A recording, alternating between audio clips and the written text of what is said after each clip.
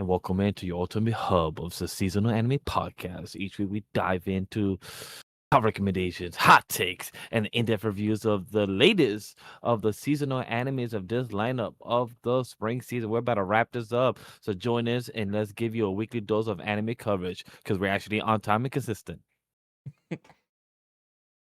Bro, what is this dude doing?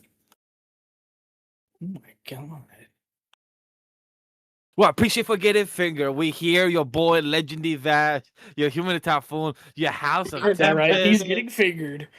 No You guys heard it soundboard. here. Nate did the point. We go. We pointed like Grem, like being told. We getting all the finger from the start of the show, and that's how we're gonna continue on. We're here for Off the Bench episode 80. Could be episode 83, but hey, we're here from a new episode from last week to this week, from episode 78 from the mid-season how to fly to episode week 9 to 79. So now we got 80. We consistent. We're back. Summer season about to start. We're about to hear Man-God Grem talking about Jobless being one of the best ISEKAIs every week for the next 12 weeks soon. So don't worry, chat. Stay tuned. I'm excited for that. But I'm not alone. Like I mentioned his name, Man-God Grem is here to be on the show. I guess. Mushoku, am I right? Nah, guys, you guys missed it. Bro, I can't believe Miguel didn't watch it. Oh my god, the aura monster, dude. Oh my god, guys.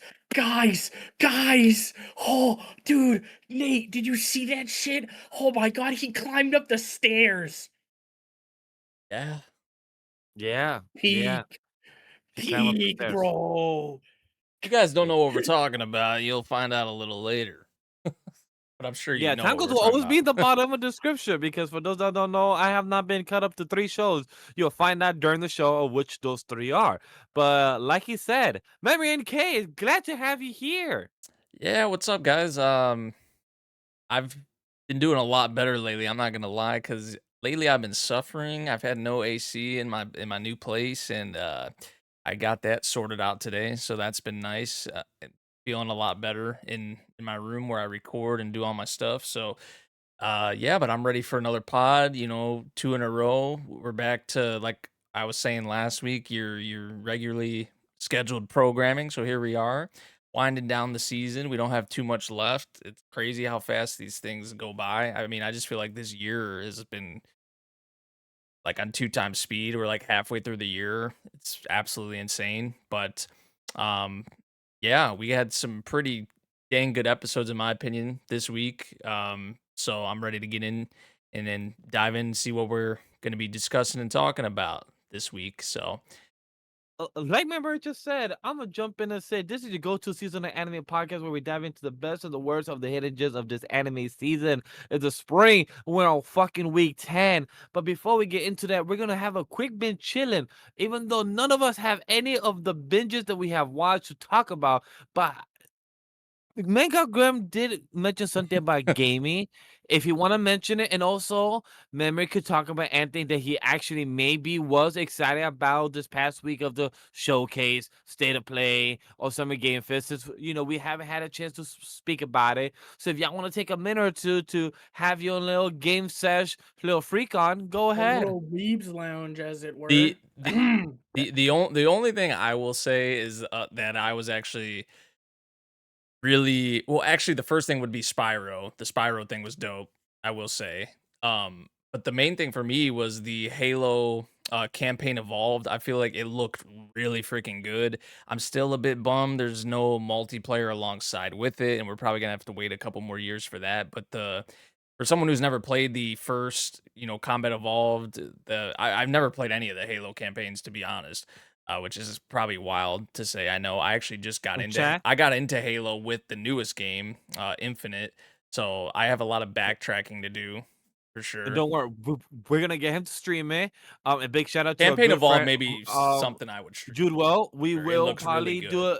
a little campaign trio. A 4th person may join us, and we will have a little campaign of all of us playing the game because those games, the score, the soundtrack, everything is fucking fantastical of that game. So I'm glad. I do agree the trailer is fantastic, and July 28th is literally around the corner, a Yeah. month and a half from now. Yeah, and I see that though. Like I see everything we saw, like from the obviously there's like cinematic stuff and whatnot and cutscenes, but also like the gameplay itself looked really good. I'm just like, man, I would love to have a multiplayer game that, has this same style or looks like this as well, which probably is not gonna happen, but a man could hope. But yeah, we're probably still a It's couple years away from a new multiplayer game for Halo, but hey, we gotta take what we can get right now. my comment about that is going to be intriguing because remember that this is the first Halo that's also on multi-platforms, Yeah. PlayStation, Halo, Steam, and everything. So it's going to be intriguing how they're going to move forward to that. Since they also have a new CEO, so they're going to try to do a lot of course correction. So it's going to be very intriguing where things go. But I also want to add on my end is God of War, Lafe, Wolverine, and also Rayman Legends Retold. All those little things that got announced for this past week were really awesome for me. The Wolverine stuff, the God of War Lafe, like everything was fantastic. Like just to see other mythologies blending together. Can't wait to see how that story gets told. Also, another shout is that I almost forgot about was the Gundam Rogue Orbit, Yeah, which I was like, so like it looked really good first off, but also the fact that because usually in Gundam games, at least from what I've seen, is that like most of the times it's just Gundams, battling each other, right? But like now you got like the pilots involved and they're fighting like the kaiju. story. Yeah, they Yeah. were like fighting kaiju in this. I was like, what is going on in this Gundam game? Like this is something like I have my eye on more so than any other Gundam games. I mean, the whole like Gundam Evolution bit or whatever it was called that was like Overwatch kind of like that had I had like a little tiny phase with that, but that was about it. I think I didn't even play the game when it dropped. I played like the beta or whatever. I had fun, So but I never will you be getting this Gundam version? I'm I'm not gonna say day one, but depending on what I hear and watch, I was really intrigued by it. I'm not gonna lie, especially because it seems like it's gonna be a bit different than your typical Gundam game, where it's just like the suits flying around and fighting each other and stuff like that. It looks like it's gonna have a lot more caked into it, so we'll see. But that was definitely something I wanted to shout out as well. Hey, Grandma, is there any more other shout outs that you have to mention when it comes to this past week of gaming? Anything excited you? He's just sad Fable's delayed. I'm sad. Genuinely, bro. I'm just sad. Fables. I don't think y'all understand how much I've been waiting for this, dude. The second it was announced, I was in the call with the boys. I was like, "Bro, Fable." They're like, "Bro, none of us care." I was like, "But it's Fable." Nah, the first thing they revealed for granted, yeah, like I didn't really care as much as like you and probably some others, but when they revealed it, I was like, this shit looks good. The first like Fable I do reveal, agree. they did show more actually though today too with it, and they gave us the Yeah, release like date, which is like end of February, I think it was of 2027. yeah, So like the whole review of the trailer looked fantastic. Just not for me, but who knows? Maybe time will change. A game that I want to try now is Assassin's Creed Black Flag mm, remaster. That's one I will be getting because it's pirates and the score. I heard it during the trailer was fucking fantastic. So that I will for sure be playing that 100%. yeah, that's actually funny enough. The last Assassin's Creed game I played, and I liked it a lot. That was like a long time ago though when I played that. Yeah, I But think it was like 10 years ago. I think Black Flag was like 10 something years ago. So, and it seems like there's a whole type of fan base that really loved this game and they can't wait for it to get remastered. And now look, now the whole fandom is pure ecstatic for it. And see, I'm one like of them that's new to the fan base. I'm here for it. remasters, remakes, can be a good thing. I know people sometimes will shit on them, but I feel like in some cases it's a good way to kind of gauge like the interest still in like a series. Like you think of like Crash Bandicoot, which got a new game, and also like obviously Spyro, which is getting a brand new game now after it had the remake or the remaster or whatever it was. So, sometimes they can be a good thing. So Hey, as many games of resurgence coming back, like you said, also Rayman. We also have Star Fox. So there's a lot of games that are coming back after 20 something years. It's a perfect time to have the decade. Only time will tell. What more could come back?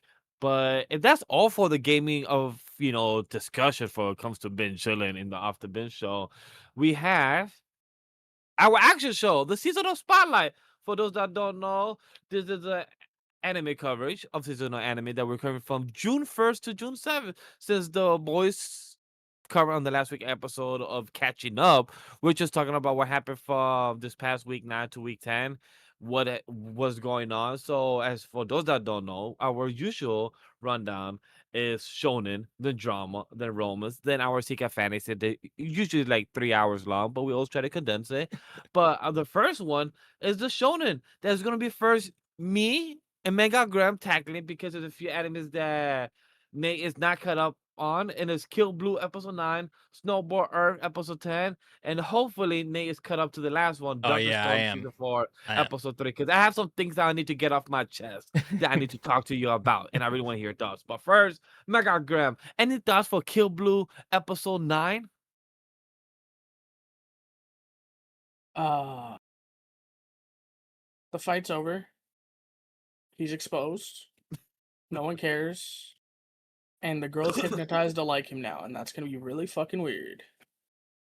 So now we're doing Yeah, that. I'm really intrigued to know the direction we're gonna go with how like the comedy for them and him trying to dodge her in a spy-ish way is gonna go.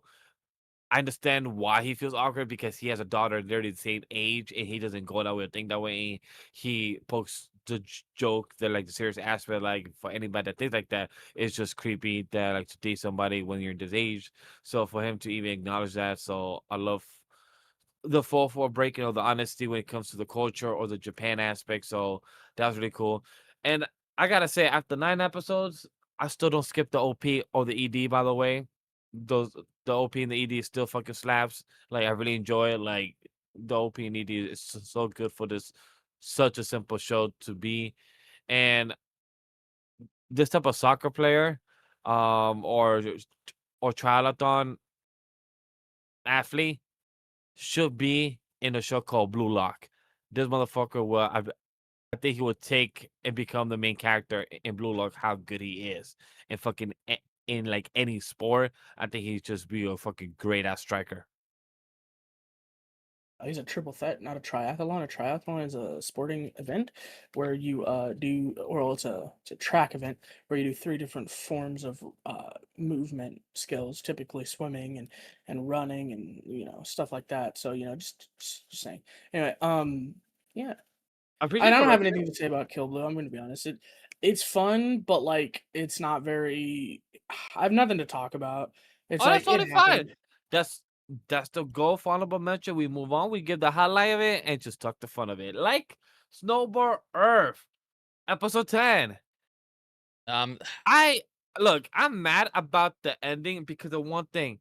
It's like motherfuckers, if y'all just could have communicated and hold your fucking egos to the side, y'all could have used each of one of y'all kaijus taking out this fucking snowy yeah, it's like we're forgetting the fucking main, ice but that's not the plot. priority for the our villain here, which says a You lot worry about to the be kind about the of savior. yeah, we're You worry about the savior aspect. Nobody gives a fuck about the savior. First, be- get Earth back to normal. yeah, we're Because right now, you need to fucking kill the blue fucking lizard that's just happy by himself for the past 10 years. yeah, like what is Nobody, bro? What is he even doing right now? I feel like we haven't seen that kaiju in freaking since the beginning of the series. It feels like I don't know, bro but hasn't given like a lickety fuck for 1 second. He literally, alright, I'm gonna just be chilling in his beach that froze he's up in probably still Tokyo. sitting where he was sitting before.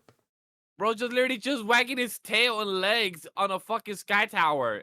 Bro, don't give a fuck. Instead, we need to lose 5 kaiju tamers.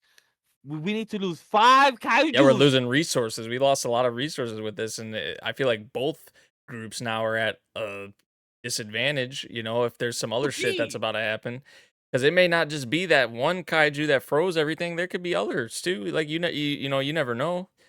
Um, but no, me and Graham talked. We're not gonna go all into it again on the villain, but we're talking about how his motivations are are just so stupid, and just especially when you're dealing with like he's a grown adult and you're like this and have been like this towards this kid like for his whole life. You know, it's just yeah. But this honestly, this fight. Like I really enjoyed the previous episode. I've been enjoying the action and the fights and seeing the different kaijus and their abilities kind of displayed. This episode though, this fight right here, like in particular, just in this episode, kind of lost me a bit, and I think it was with the whole thing of like, oh, I can see the future, and they're trying to say it's like a prediction type thing, and I was just like, what is going on here? Like, you're losing me here with this fight. So yeah, I'm just not. I was there as Yeah, well. it's They hard for kind of me to lost me. really get into this because of the villain, and I feel like we've spent way too much time uh But at first, with him. but at And first, way too much time talking about how much we hate him and think he's Yeah. stupid.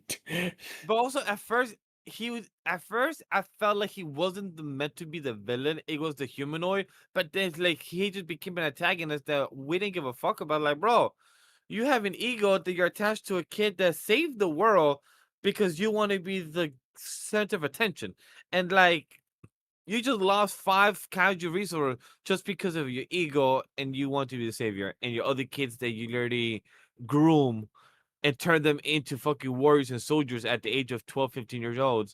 I'm like, bro, like, I'm having fun with the show, but like, I'm happy it's getting better and not stale, but it's not getting better in all aspects. It's just getting better overall of enjoyment. So that's something that I'm at least happy about. But hey, it is what it is. Hopefully, at least could end off in a good way.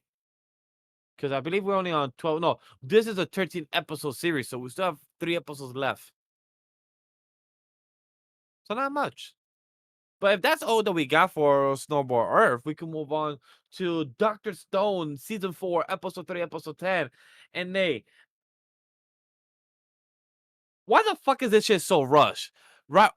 I remember back in episode 1 of season 1 to season 4, core 1, they used to teach us the process and show us the step by step. I just want to say, you think it's rushed? It was rushed this way in the manga too. Don't worry, it's not really rushed. It's just bad writing. Woohoo! Anyway, I'll be back. 100%. You And I do totally that. agree with that. It's very disappointing just to hear how everything has turned out because I was hoping they would have expanded in the anime compared to what I heard in the manga being rushed in the story. And like, bro, they built a rocket, they built a TV, they built a land wire from Japan to fucking in the middle between Hawaii all the way to California in matter of 2 years of the show, but it was like 3 episodes for us where like everything happened in so fast, which is like no type of time frame in the corner of the screen of the montage saying December of year 2486 to 2489. Like, all right, cool. Show us time has flown by. But I hate when series don't show the audience that we're just supposed to assume and then be told by the exposition. Like, the exposition doesn't have to be needed. If you just tell us a time span of December of said year XX to now said X month to X year, I'm okay with that. But it just these past few episodes, it's been enjoyable with wifey, of course, the whole sentimental aspect, the whole enjoyment aspect, the partnership aspect, watching the show together. But to take that away and to see how it is, story aspect, it's just been so rushed where I can't enjoy the build process. Like, we're about to fucking go to space next episode and probably solve everything within 3 episodes. So we're literally supposed to go to space, have a climax in episode 12, and then in episode 13, solve them coming back because, that's the assumption that they're supposed to come back. Yeah, I mean, I hear you on because just a lot of the things they make it sound like it's just they can do it like that, and it's just like, oh, we have to go around the world. Like they did pretty much go around the world, right? And just a lot of it has been happening really quickly, and it's just not as in depth. I feel like as maybe we were used to like earlier in Doctor Stone, and just the whole process of things. So I do agree on that front. Um, the big deal with this episode was them choosing Stanley to bring over Ryusui, which I'm not a fan I was upset of. about that. Yeah, I remember you texting, saying that you Yeah, wasn't a fan of him being chosen, which logically, science-wise, is the logical choice. And that's what Senku and even Ryusui, yeah, Risu like said that, hey, like, I'm the one that wants to go. I'm the one that needs to go, but I'm not the best choice. I'm a ABBAA. But Stanley is an A in everything. He's the perfect soldier, the loyal in command. He executes everything to the T, and he has the years of experience. Stanley, I believe, is 25 to 30. Yeah. Ryusu is fucking 15 to 18.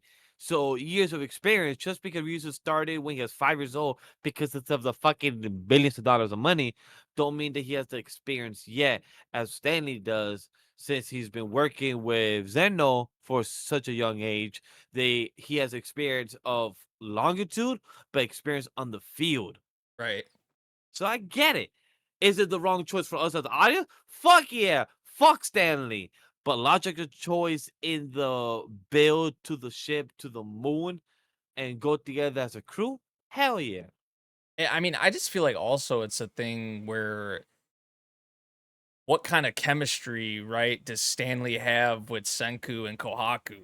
You know, I just feel like that's also something that I think about is because the three of them are going to be together for right who knows how long, and I feel Yeah. like the chemistry aspect is you know maybe I'm overestimating it, but that is something that crossed my mind. I was like, he doesn't probably have a whole lot of chemistry, if any, at all with them. So maybe they've, with how fast things have been progressing and moving, and maybe they've been building up on that off screen, or just we don't, you know, we don't really know. But yeah, that's one thing that kind of bugged me is like the Stanley bit, you know, him being the third member. I'm just not a big fan of it. But there were some good moments that came from it with like Ryusu and like him kind of like breaking down, you know, about how like bad he wanted to go and stuff like that. I feel like that scene did hit.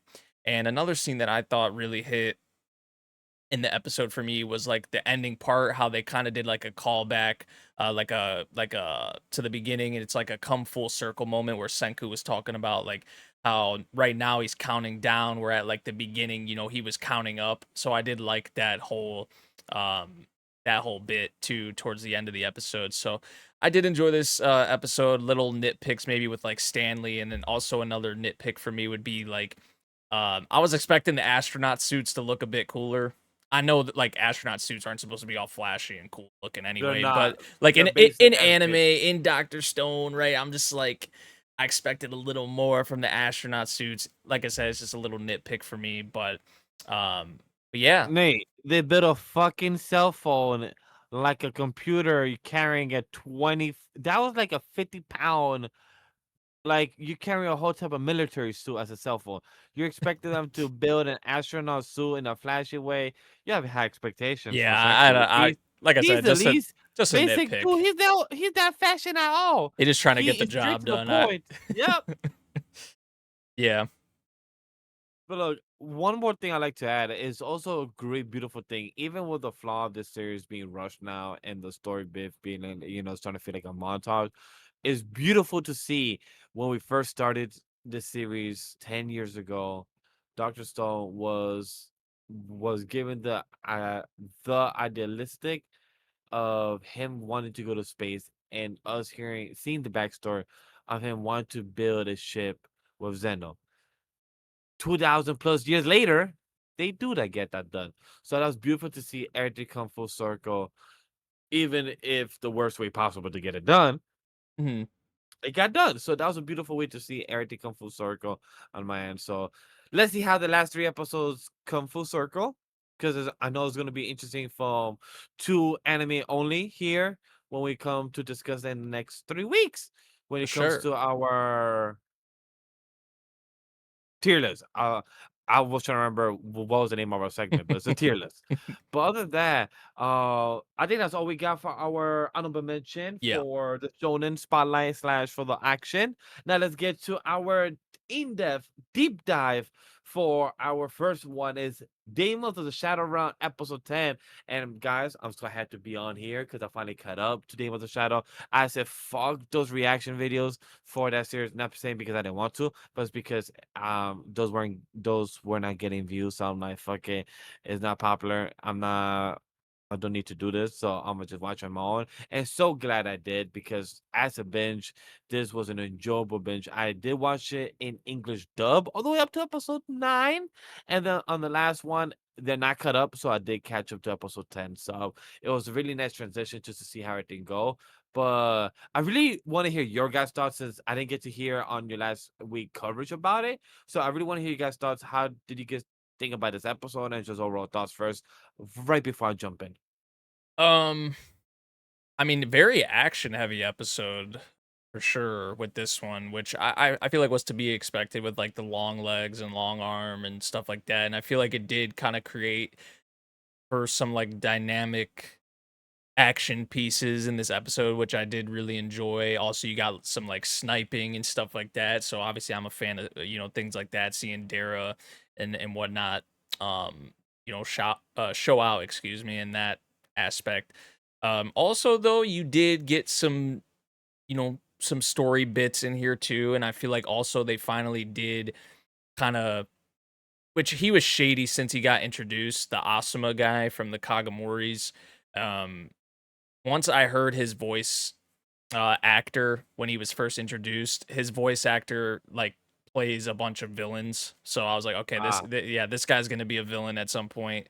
And I feel like now they're kind of, you know, like I said, I feel like there was already shade on him, but if y'all didn't see it or if the viewer didn't see, the people watching, if they didn't see it to this point, like now, if it's not really obvious, it's like they're kind of putting it right in your face at this point with the Asuma guy. ah, So I see what you mean. I'm staring at the voice actor catalog, yeah, he plays a the lot of resume. villains.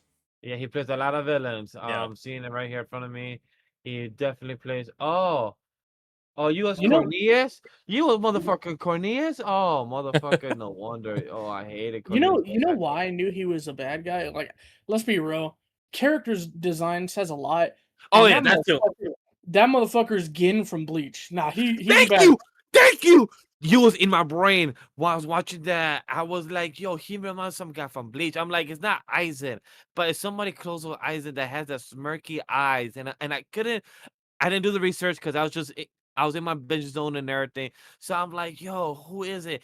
Thank you, Graham. Yes, it was fucking Gin from Bleach. Yes. That design, you could tell you shady ass motherfucker. Even though the older brother in my binge, I thought he was a bad guy. The way he started out that phone call through that Zoom No, that's FaceTime called shit, bait. they baited us. They We baited us. literally talked about it last podcast, bro. They juked us out with that bait.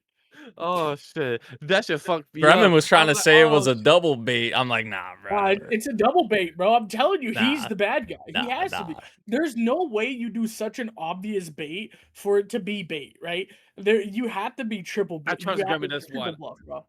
I thought He's that the too. bad guy.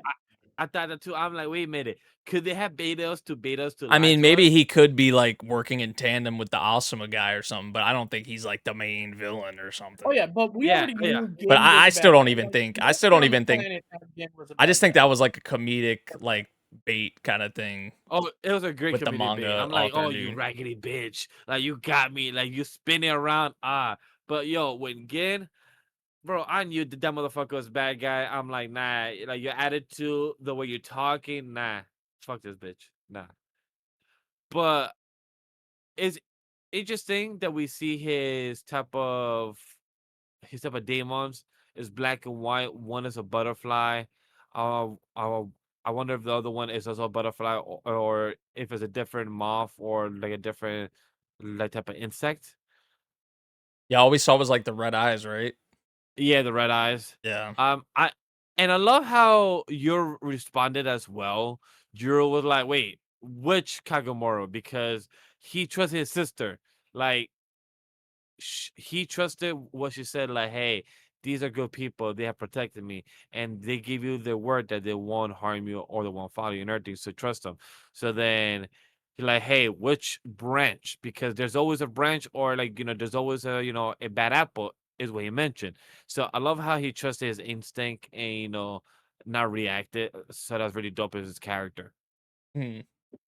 I mean, another thing just to add on top of that with Yuru in this episode, because I did like the little plan they kind of went for to kind of have Dara act like he was the master and stuff like that. But then at a certain point, Yuru just kind of stepped to the front. He's like, it was pretty much after they were outed, I guess, but like still, he kind of stepped to the front because we've seen Yuru, a lot in this series kind of stand on business, and I feel like in this episode he was doing the same thing. Like he just said, like, yeah, I'm one of the twins, I'm one of, I'm the master here, like the actual master and stuff like that, and he was about it. So that was another, I feel like a dope moment, with Yuru for sure. But yeah, And he's willing to take hit too. Like he's willing to take a hit by a fucking tree being thrown on him. Like, yo, if this gives you the opportunity to take these motherfuckers down, I'm willing to get hit. You break their necks and get them shot. Like that. Like that's on balls. yeah, yeah. I mean, pretty action heavy episode. This duo we have, um, like the long arms and long legs. I mean, not really too crazy of like a. It's not like a villain or antagonist. I'm not, you know, so crazy about, but I did enjoy the action in this episode. I will Oh, his say, action was really yeah, good to see. I like the balance on left and right. It was dope that they could also they were like transform into combining the shit and like, yeah, yeah. It was dope also to see, I believe, right or left, one of them, turn into their stone as well to hold the weight in the water. So that was really dope to see that they could like transform back into their own type of sculpture or their own hard item. So that was really cool to see. I would say I'm really curious to see how the brother and sister will reconnect because that hug really touch his heart to Euro, and I wonder like how they're gonna react the next time they meet and how the brother and sister relationship will continue to move forward. It's gonna be intriguing how that evolves. mm. Yeah. I don't really have much else to say on this episode personally. Other than It was a that, good episode. I feel like Y'all mentioned it. it wasn't as packed with content, and I feel like, yeah. developments, right? Story developments as a lot of what we're used to, I feel like, with this series. So, Yeah. I feel like you guys mentioned it. Like you guys pretty much said everything. Badass fight scenes. We love Yoru coming out showing that he's a badass, coming out showing who he is. You really love like just the way the fight went, the sniper, Dara using his sniper rifle to take out the eyes, which is such a good move. Them combining seemed really obvious. Like I was thinking to myself the whole time, like they're gonna like link up or some shit, right? And then they did it, and I was like, wow, that's insane. mhm. I also really like the hey, just leave the blind one alone, just drown the other one. It works. It's like, damn, that's pretty fucked. Like, okay, shit, that's what we're doing now. The way they took it out, but I mean, like I said, this is a lot like the Snowball Earth episode to me. It's just a big ass fight. Like, it was fun, but like, ain't nothing important happened. Honestly, I agree. Right. Other than that, it was awesome to catch up to Demons of Shadow Realm. Um, I love the brother and sister dynamic between Asa and Euro. That one of them was willing to listen, and I love how like they let them each other speak their truth, like their own type. Like when Euro interrupted at the brunch, at the breakfast, saying how he felt and his own vision and his own thoughts. Everyone was awkward, like, damn, he did. I said that, like, he had the balls to say this in front of the table, like, in front of the other clan and everything else.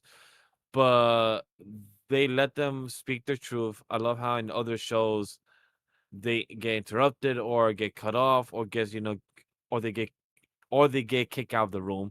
But then in this, Asa responded with her own type of feelings, her own emotions, and expressed that. And I felt like it just went through. They communicated through each other, and that's something I enjoy. Like that's one of my favorite things out of the binge I did. And just saying, Asa, hopefully she keeps also those two new Daemons. They're fucking cool, the yin and yang. Like I I just love that combo, so that was really cool to see. The hare and the turtle, that's a hilarious combo. Like just to see them actually have a combo of hair and a turtle, like that's on point. Other than that, I feel like no more of a highlight needed. Other than fuck that village. That village has no trust on no foundation. Yeah. I just don't trust that village out. There's a lot of Well, people you can't whatever. trust in this freaking You can't.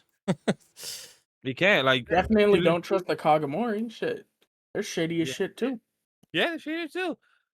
When you have branches, it's hard to tell who's lying, who's the truth, who's the friend or the foe. So you gotta trust one way or another. Yep. But other than that, that's the end of this discussion of Daemons of Shadowrun episode 10. Okay, let's move on. Of Ace of Diamond, Act 2, Season 2, episode 10.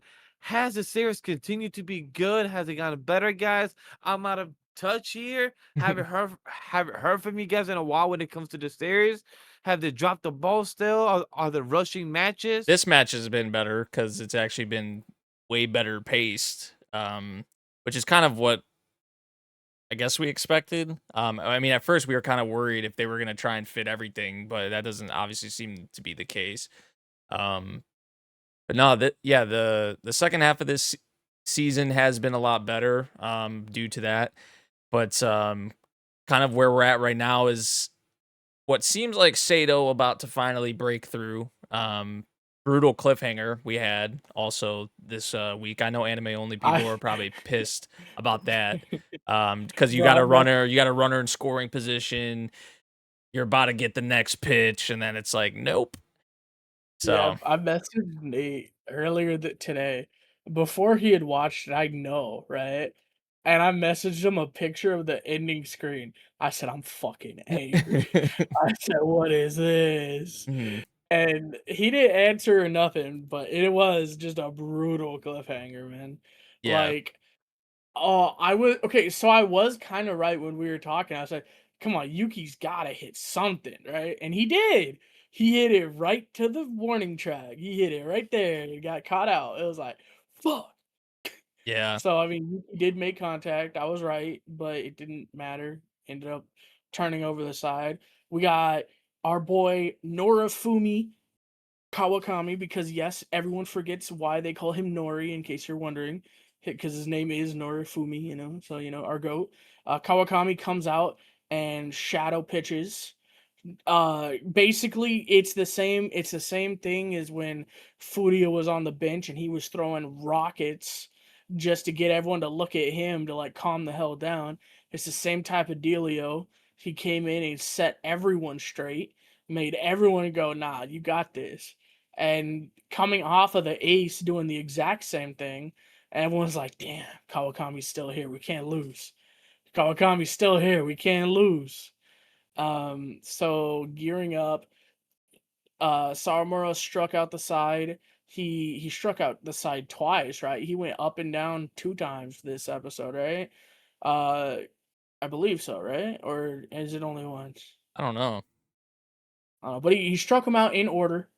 Three for three, which is pretty good. I think off of what, like what 11 pitches, he took out 3 batters. He's just kind of going off.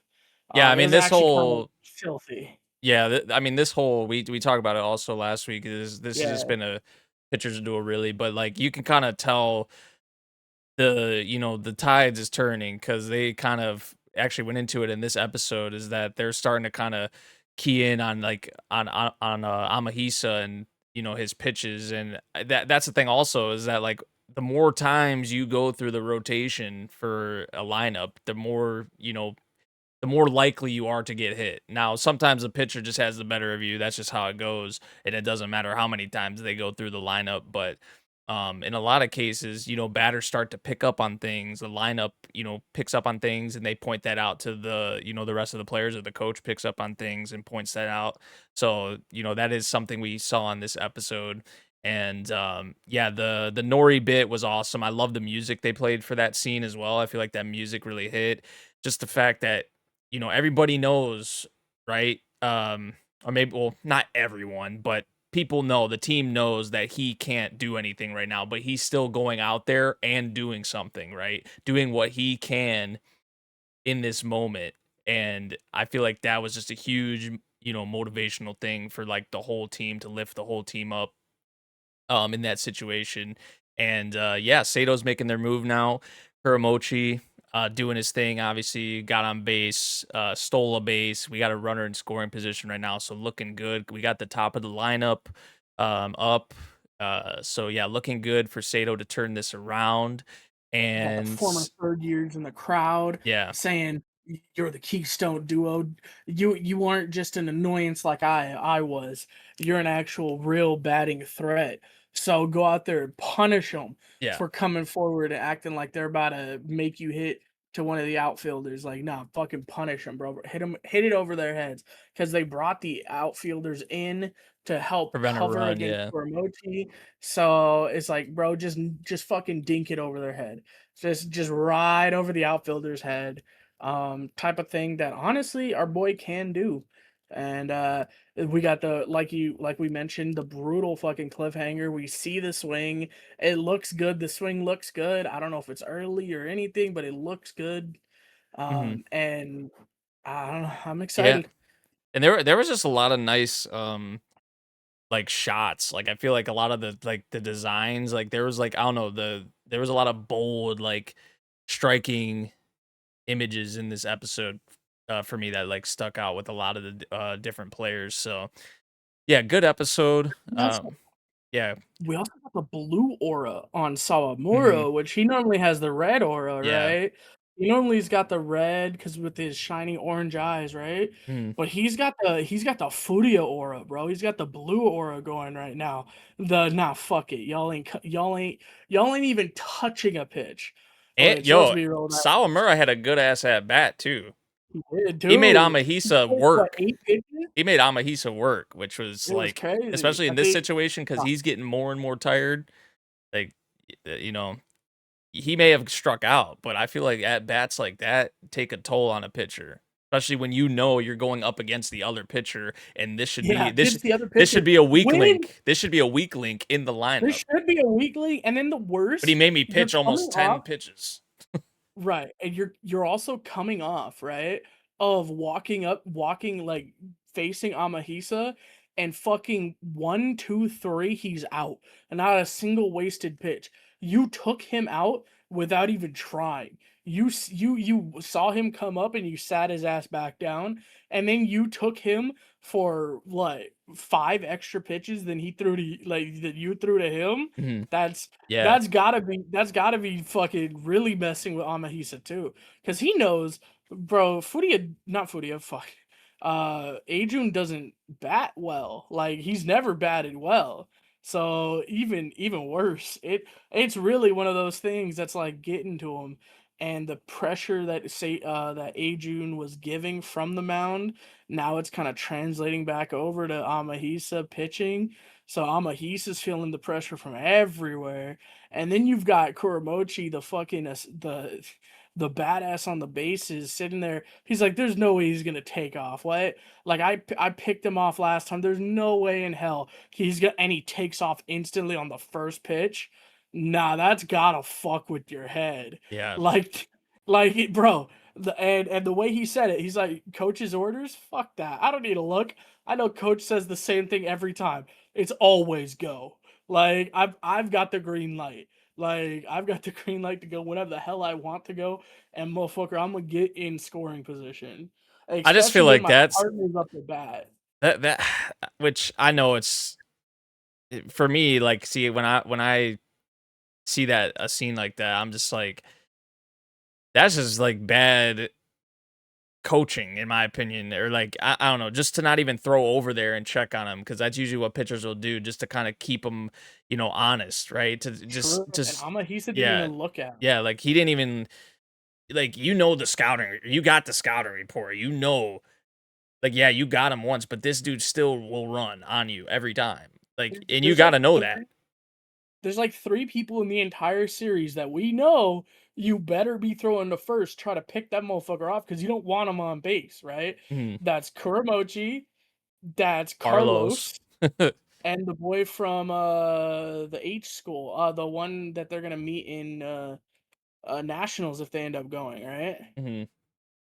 I forget his name, man, but you know what I'm talking about. The one where they have the stopwatches Oh yeah, to yeah. check on the time. You know I forget his him, name. like Yeah. Maki or whatever his name is, something Hmm. like that. Yeah. There's 3 people who are fucking deadly base runners, right? Like there's people who are pretty good, but there's 3 people in this entire series I feel like have been categorized as just deadly on the base path, right?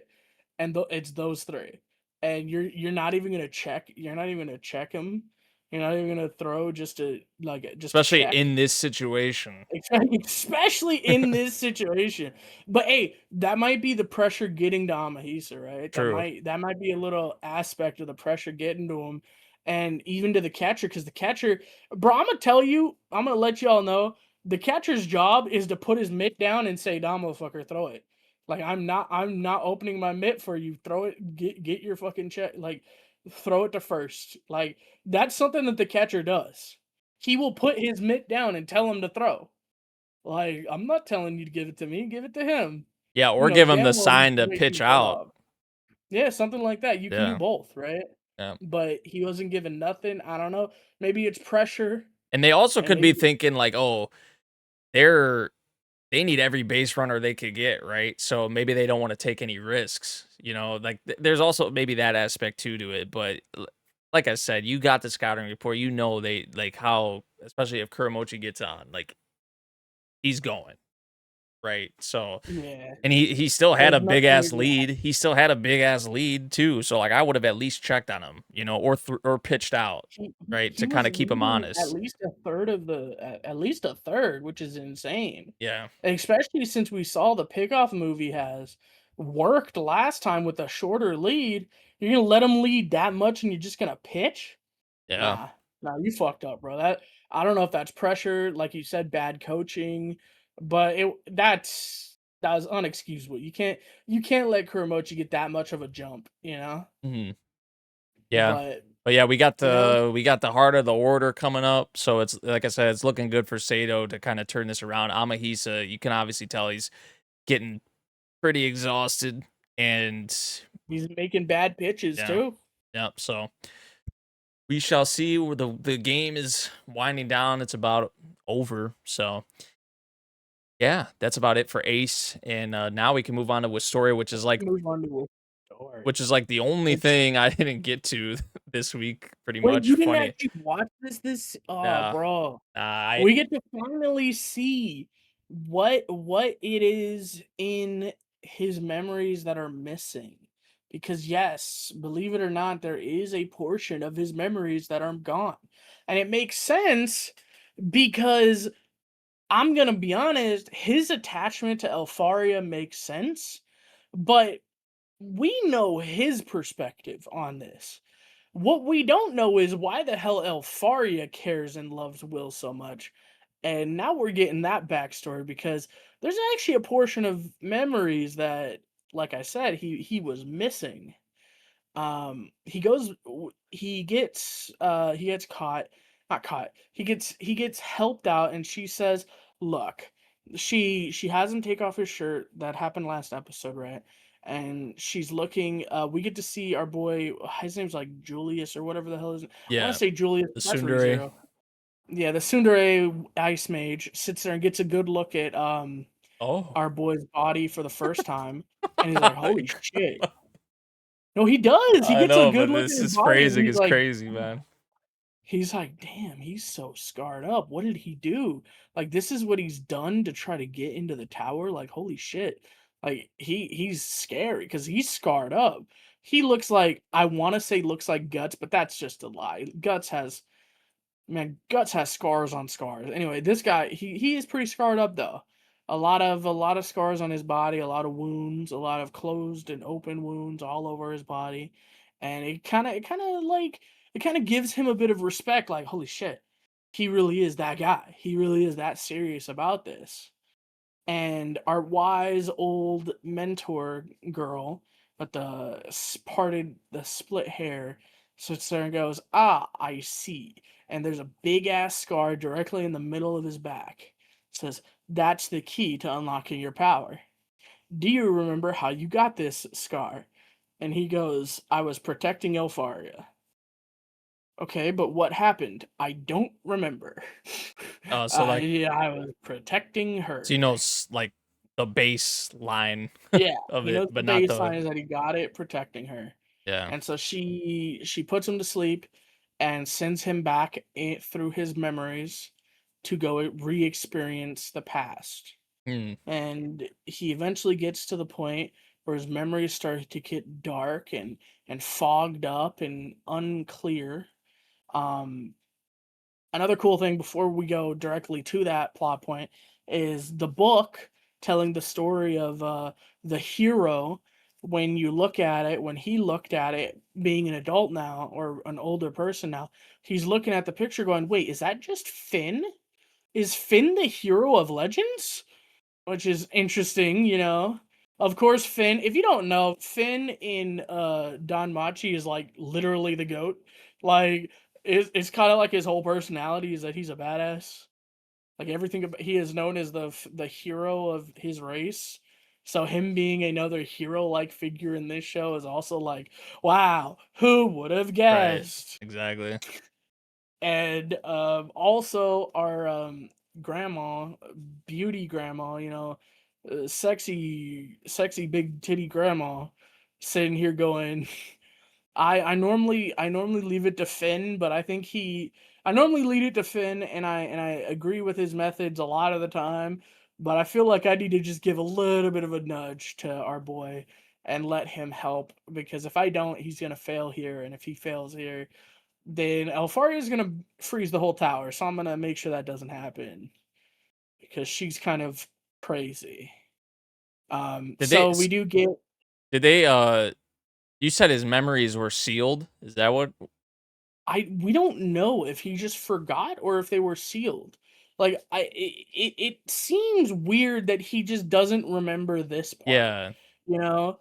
But for whatever reason, he does not remember this part. And Hmm. he's finally re-experiencing the memories, and even his memories, there's like a Is this static another effect when ass he pull? starts You being think, or near them. what?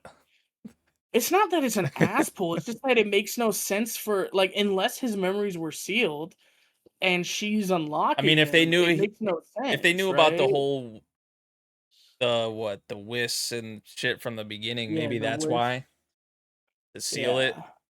Yeah, Yeah. maybe. I mean, I don't know.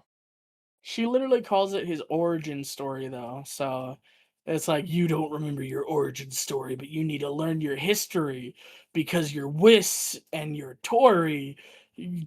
Wistoria, get it? Name of the series, get it? Get it? Anyway, so no, it's like, okay, you can access Wiss if you learn your history, which, so he starts to remember, and it gets really fuzzy, but he eventually is fighting this demon with Alfaria when they're really young.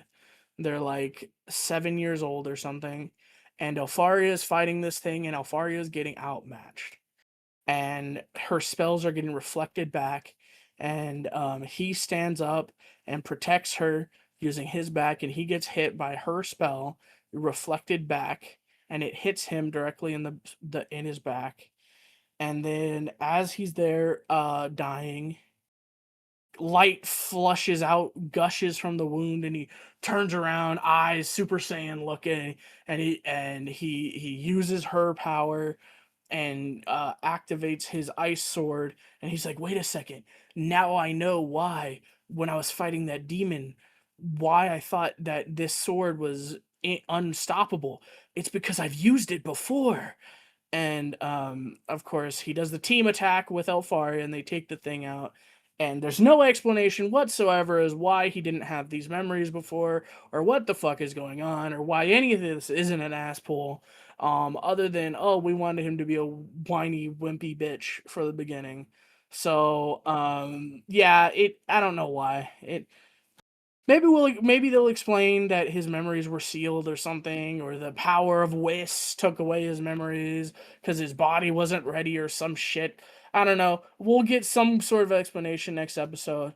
But he wakes up, 6 days have passed, and the test is about to start, and he throws on his shirt, and that's the end of the episode. So it's a good episode. it feels like I said, it's that thing where we're like, is it an ass pull, or are they just not telling us something? Are they intentionally not telling us what the fuck happened? Also, why does she immediately know what happened? And was she's like, and she's talking about Finn knowing how to do this, and her knowing how. I have the theory that she is just the previous witch, the witch queen or whatever, and Finn was the sword, and so it's like this is the new generation or some shit. Because like that would make sense, but I don't know. It's just like we don't know anything, and it's Finn probably really had something to do with frustrating. that shit, bro.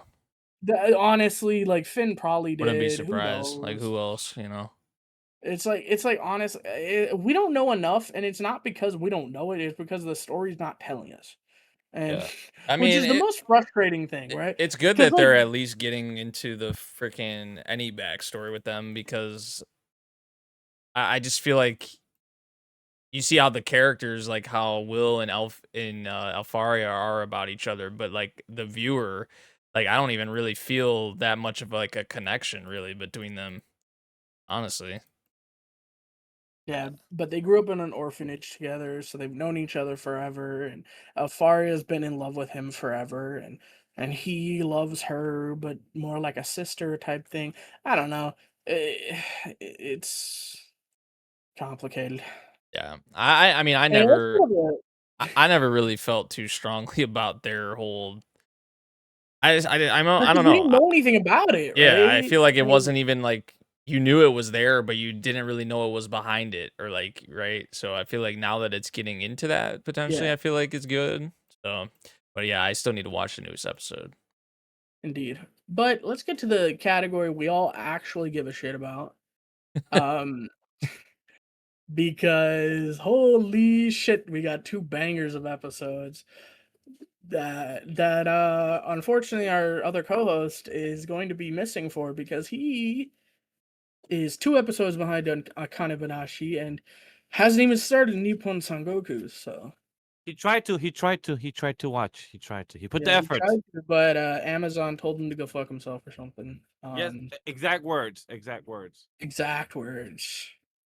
So So, Akane-banashi, man, I've been waiting for this episode. I'm gonna be honest. yeah, This this. episode and the voice acting, I don't want to get ahead of myself and go straight to the end of the episode, but oh man, Akane, the voice actress for Akane, the entire performance was on point. The visuals with it are nice.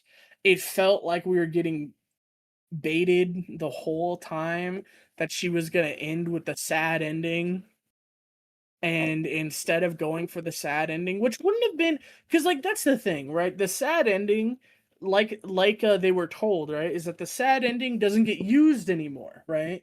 That was how it was originally told, but they eventually changed it to the happy ending of him just, being safe anyway, right?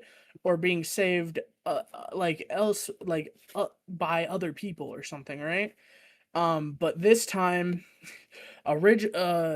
it felt like the whole time, because we knew that the original ended with Jugemu dying. Yeah, It really felt like it was like baiting us into thinking, oh, she's gonna tell the ending where he dies, isn't she? And it kind of felt like that the whole time. I don't know if you felt that, but it really felt that way. Because I remember when I was first reading this and even this episode, I saw comments of people going, I felt like I was juked at the end there. mm, Like I feel like I was baited, and I kind of agree. yeah, yeah. It did like the build up for it, and just how they actually like were visualizing the characters and stuff like that. That did kind of seem like the what they were, yeah, what she was going for. But I feel like though it wouldn't have really fit, especially with given the previous, performance and really what they were going for uh with this, like kind of like the message from Shiguma Sensei and kind of what he was trying to teach Akane with this with Jugamu just in general, which I love. I love how they hit on that in this episode with the whole, thing with perspective and stuff like that. So yeah, love the Shiguma bit with Akane in this episode for sure. And like Grem said, Akane's performance was spectacular. Like her voice actress just killed it, and just giving life really to each of the characters in the story. Just so good, man. And even like the audience was I think it was Hikaru actually who said it. It was like she said it's like she's not even like there. Like it's like we don't even see Yeah, her up there. It's like we seeing the right. characters like actually on the stage, which is like And the best awesome. one of the best lines from Hikaru is, "I don't know if she's good or not. I don't get it." Like, cause like, when I performed, I'm, like, the center of attention, and you're paying attention to me and my, like, mannerisms and everything. But, like you said, for her, she's not even there. I don't know if she's good or not. I don't get it. Is she good, or is she, like, really good, or just kind of there? Mhm. It's like that's kind of the point, you know? And we actually get to see one of the judges sit there and go, "Shit, I didn't think I'd see this at a student event." But sometimes when you meet someone who's mastered their craft, it's like they disappear from the stage. The same judge who And that's also what picked up the on same the judge, same judge who also picked up on that who her Akane, master yeah, is immediately. Shiguma's pupil. So yeah. Literally, there's so many things were going through his mind. Like, so she's trained, and she's trained by Shiguma, and she knows way too much to have been started getting trained now. So how long has she been being trained? After 6 years ago was a while. You don't think he's had this cooking since that happened, right? And it's like, oh, this has nothing to do with Shiguma Sensei, you know? This is all Akane, right? It's like, yeah, Shuguma's teaching her, and that's undeniable, but this isn't one of Shuguma's plots, right? But he's like, wait, also, how is Isho gonna like react to this? Because like this is Shuguma, and this is Shuguma style perfected. Like, what's gonna happen here? And that's really awesome. I really liked the ending, like I said, the just levity that comes from, me? Yeah? Yeah, I'm right here. What's up? It was taking so goddamn long for you guys to get here. I just fucking swam. I was like, honestly, fair enough. You know what, kid? Shit. like, I also like something that I realized watching this episode. I think because of how good Akane was, I felt like the passion behind her voicing the mom and the dad, because when I read this, right, you don't get the voices from it, and it's just like she's just saying it over and over, and it like you're like, okay, that was a good performance, right? But in like the anime, it made it so much better to me, like elevated it to the next level, because we get to see like the desperation, and we get to hear the desperation in her voice, because I remember it reminds me of what her brother student, I forget his name. He's my favorite one, and I don't know his name. Oguma, How bad is that? the The bookworm white dude. haired kid. Yeah, Yeah. Koguma. Yeah. Okay. Yeah. He says it's like you're saying the words, right? It's not like you're actually. It's not like you're telling the story. It's like you're just saying the words, and it really put it into perspective for me in this performance, because you felt the desperation in her voice as the parents. Like, yes, she was getting faster. That is something you may not have noted, but she was getting faster every time she said it. It got faster, and that's what she did the first time she performed it, and even the time when she performed it for Kogumu, right? It was faster and faster every time, but like he said, it felt like you're just saying the words. It sounds like syllables. It doesn't sound like a word yet. And during this performance, it really transformed, and it felt like, with the desperation and the intent behind her voice, that no, this is an actual real thing that's going on. It was just masterfully done in the anime. The voice Yeah. actress And I did like how they deserves tied a raise, in. as most of them do, to be honest. Yeah, and I did like how they tied in the bit with her, like how her parents decided on the name and stuff like that. That was a nice kind of touch, and you also could see kind of like, I love how they transitioned from that to Akane. Like that was like really dope. I mean, just this whole episode really was directed phenomenally. Like honestly, which before this I did see like some of the staff, and there was like some pretty good staff on this episode. And I feel like it definitely just showed for sure. But yeah, the voice acting did really take it away as usual. I would say with this series, I love just a lot of the dialogue. This is also something I hit on last week too, is just like a lot of the dialogue that you get from like the people in the crowd, or like, some of the other characters who are watching from like backstage and stuff, like the little input that they give to add to what they're witnessing. I just feel like, yeah, just made this absolutely fantastic performance, which really at its core was just Rakugo, right? Like they put it at the very end, or towards the end, right? When they, were awarding the winner and stuff like that. And they talked about Karashi's performance and how that was, and then Hikaru's, and then really what it boiled down to for Akane's performance was that like this was just Rakugo at its finest. It was Yeah, pure, it was pure Rakugo. unadulterated Rakugo. It's Yeah. like you have your adapted Rakugo, which was like a comedy skit, which really, that's got to be sending. That struck him, Oh, man. bro, that hurt, That right? struck him. And then it's like, oh, you got that drama that she did, which was really well, like that Hikaru did, and then it hits it with, and then there was the pure, polished Rakugo of Akane, and it's like, okay, I do think we could finally get to my favorite line. It's what I've been waiting for. The voice acting was on point. The way he growled it, the fucking anger, the seething anger in his voice when he picked up that mic. The no, you don't What belong the fuck are here, you doing right? here? What the fuck are you doing here? You're just bullying You, these poor other oh, bro, amateurs. you don't belong here. And I love how And everybody's like, what did he mean by that? not Why even did he say me. that? And Akane's answer immediately, yeah, no, Cold, okay. bro. Some of her And expressions then he after said, that from that point on to the end of the episode, even in the interview like room, like some of the looks on Akane's face, she was just like, I'm like, damn, like she is cold. she's like, I got what I want. Now I'm gonna get my fucking answers. Yep. By the way, another really badass moment, Karashi.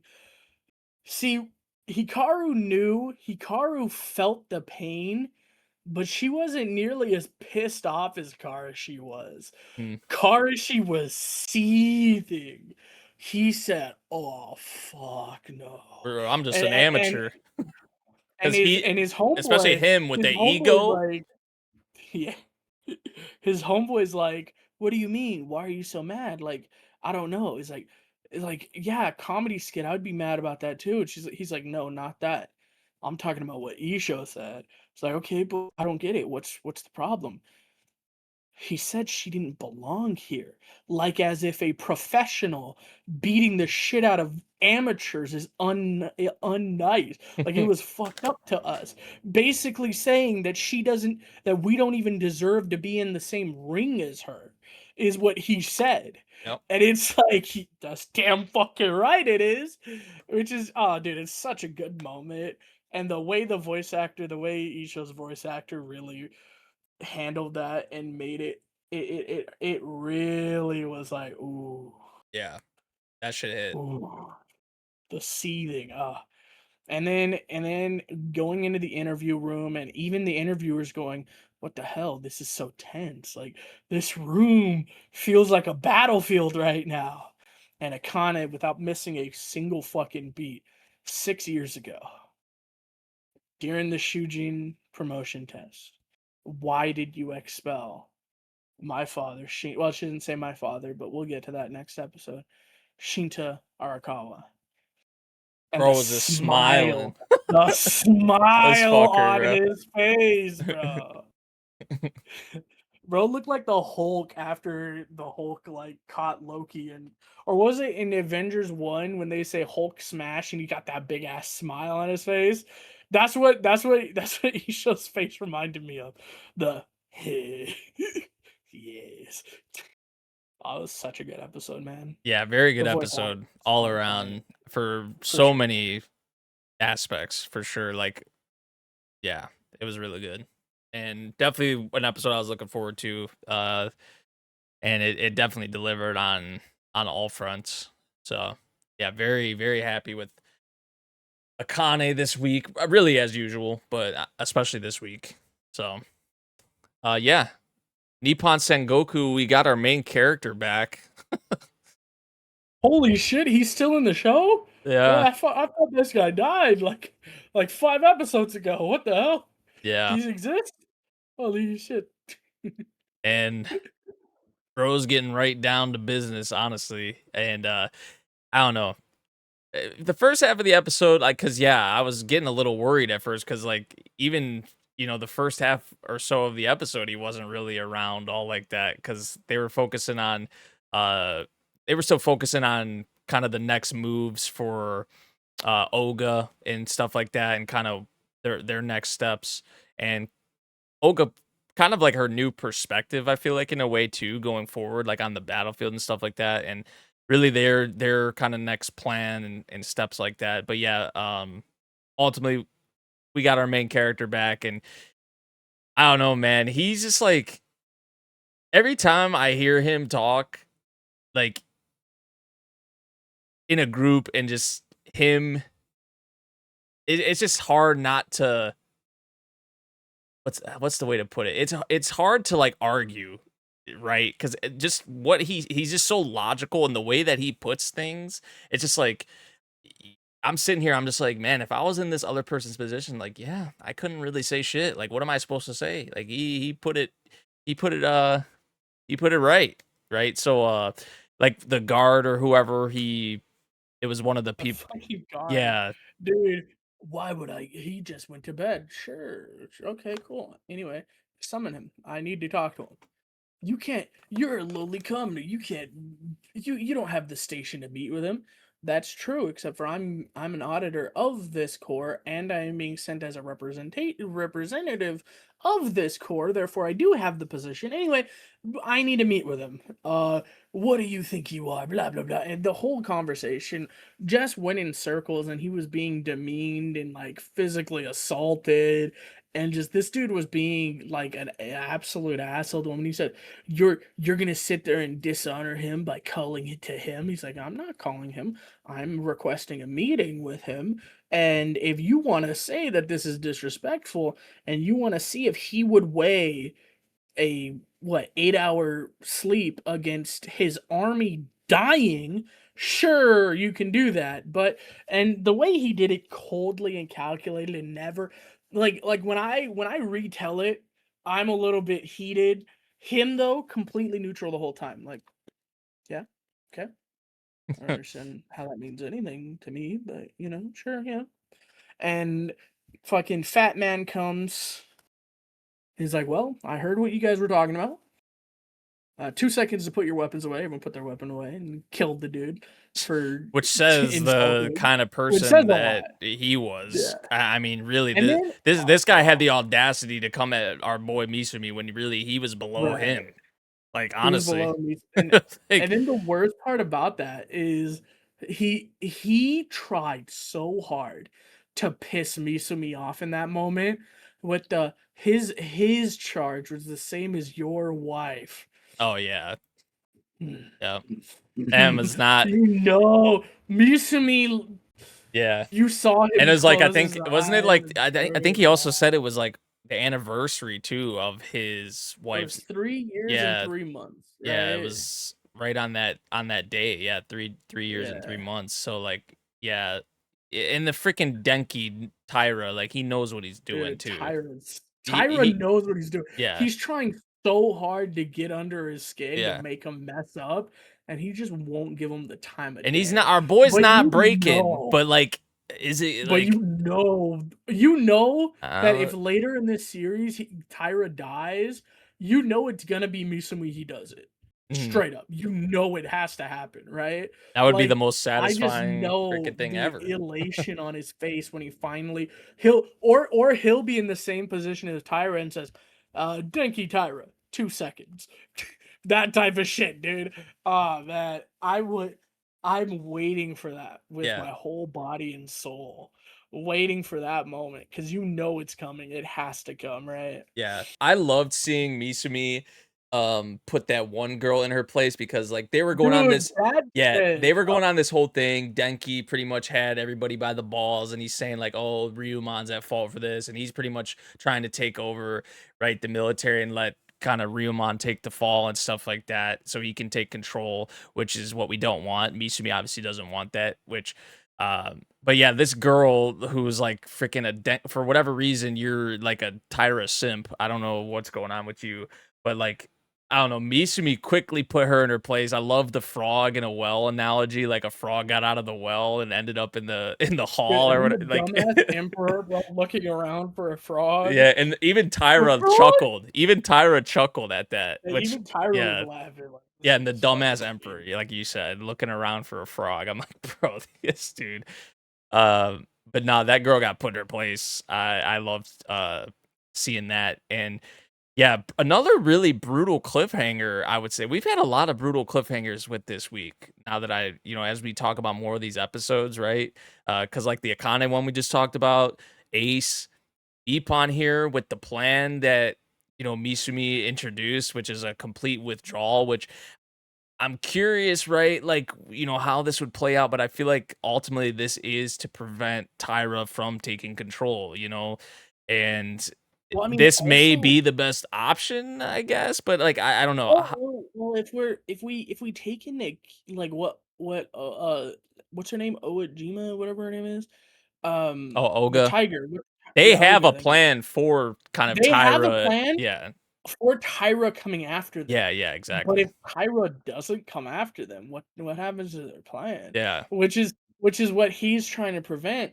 Which I wonder what Misumi has like in his bag, because It's a this bold feels like a plan. knee-jerk reaction to tell Tyra to fuck off, right? This doesn't feel like what his original plan was, right? Maybe I'm misreading that. I almost felt like when he said, "Who has the position, who has the station to take over this army, who would you say?" I almost felt like he was gonna suggest his buddy, but he said nobody. And that really threw me, because now I don't know what's going on, right? Like, I'm so curious on what kind of plan he has cooked up. Like, are they gonna like burn the fields or something? Because they have a surplus of food now. Yeah, I don't So know. would that be something? Like, I don't know. I don't know what the plan But is here. right now, like I think their goal is to prevent Tyra from taking control and to That is also the goal, and to right? also take he wants to They also want to take win this credit for fight, like, everything too. right? Yeah, but like So they definitely want to win this fight, and they don't want Tyra to do what Tyra's trying to do. So I so how do you really do don't both? know. How do you How do you do both? And that's what I'm really not sure what Misumi's gonna do here. Hmm, And this is one of those shows, like a lot of these shows this season I've read, or I'm planning to read, or you can kind of feel the way it's going. This one though, I really just don't know. I yeah. have no idea, and it's so exciting because I have no idea, you Yeah. know? And you did And mention our just other boy that he had a pretty funny scene in this our episode other boy was so because he good. had like a little like mental dilemma if he didn't know like if he wanted to root Misumi on or if he kind of like because he was like doubting him honestly a little bit. But then ultimately he's like, yeah, I think like maybe he can do this, right? Like he was pretty much believing in him after he was doing a bit of mental gymnastics with himself. But yeah, I did get a kick out of that scene too. It was nice to see him back as well too. Um, yeah, right. So Apparently he's a man whore. He orders these women and he's hard to satisfy, which I don't that has no prevalence to anything we're talking about. I just thought that was interesting that was a bit to of a know. surprise. Yeah, that This was. is out of nowhere. Like, Yeah, what the fuck is man on, bro? yeah. Also, Be nice to apparently, me to Kaku satisfy. potentially, that's I feel like this is a big deal to mention too. Kaku may like the way they seem to put it is like there's hope for him or like that's like they didn't completely rule out that right that I think it was like a respiratory issue or something that which he had drove himself to that like kind of overworking and exhaustion. I feel like a lot of things were just kind of adding up and this was like the last kind of straw in a way, but the way that like the doctor or whatever was putting it is that like there's a chance that he is still going to be okay. So That was also another thing. So yeah, there was a lot in this episode as well, but really, it was just nice to see our main character back. Funny enough, and just I don't know. I always enjoy his conversations with other characters and just how he puts things. And like I said earlier, you can't really argue or really. It's just hard to argue against the man, right? Because he's just the way he puts things. It's like, man, you're making a whole lot of sense right now. I can't really combat that. So, but yeah, this plan though, how is this gonna work out? Because you want to prevent Tyra from taking over the military and taking all the glory, right, really for himself. But then also you want to win like Grem said, you want to win the war. You still want to win the battle. So like, what the hell do you do? What is our boy cooking up? We'll have to see. But another good episode of Nippon for sure. I think yeah, we can move on now to our romance comedy slice of life bit, and we got our honorable mentions. Klutzy class monitor and the girl with the short skirt. I'm not caught up to this one. I do want to catch up to this one though, but I think Grem, you're caught up. Yeah. So this one, we had a confession, not last week, but the W week before. There's a confession, W and W. or no, last week we had a confession. Yeah.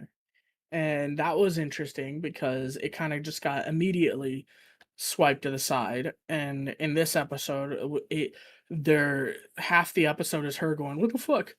We're just gonna ignore the fact that I confessed." And they were very awkward with each other, and then they're like, "Oh my god, I like you," and they're like, "Oh my god," and now they're dating. So that's a thing. He got a phone, which is interesting. They're finally dating. They're kind of cute, but they're the same as normal. I don't know. I'm just happy they're going out now.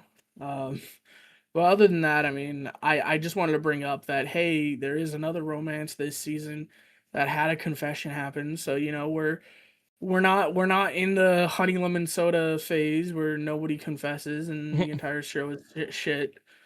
So we have another confession here this week, Okay. which is nice. Another one I wanted to mention was Gals Can't Be Kind to Otaku. I actually really True. enjoyed this episode because it did give you more insight on the origin, of the friendship between Kei and Kotoko, which I actually really enjoyed. Like it wasn't really, smooth sailing for their friendship really at the beginning of it. Right. And I feel like also how it kind of came full circle in a bit. Like it came to the point where we started the series at, which was like the whole eraser bit with like Kotoko and main dude.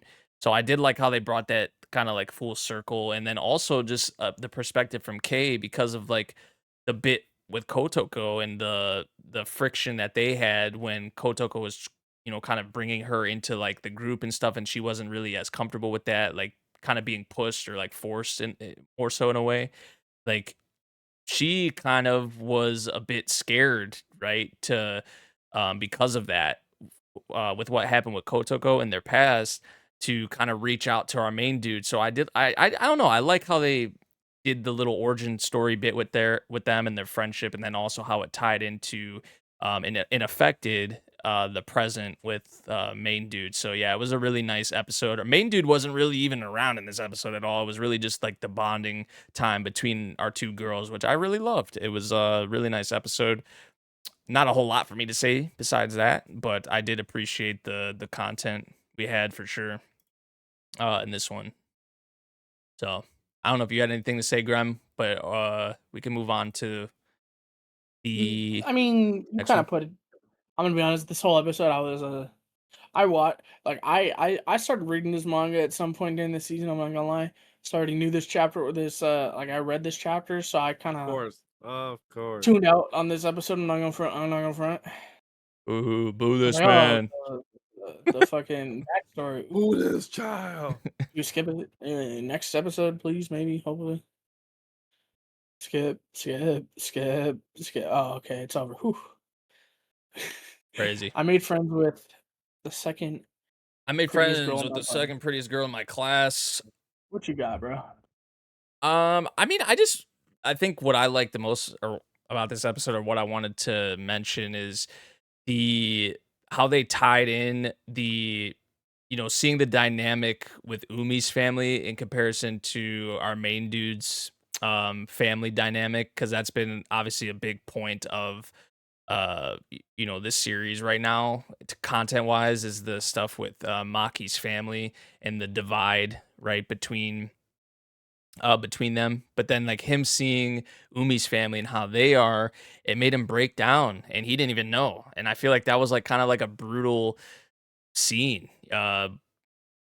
It was nice to see Umi there, obviously, to comfort him and stuff like that. He got the lap pillow and, they slept next to each other. So, like, that was nice, for sure. Her being that support for him. But, yeah, content wise, I actually really did enjoy this episode, seeing kind of the different families and, how our characters kind of handled that,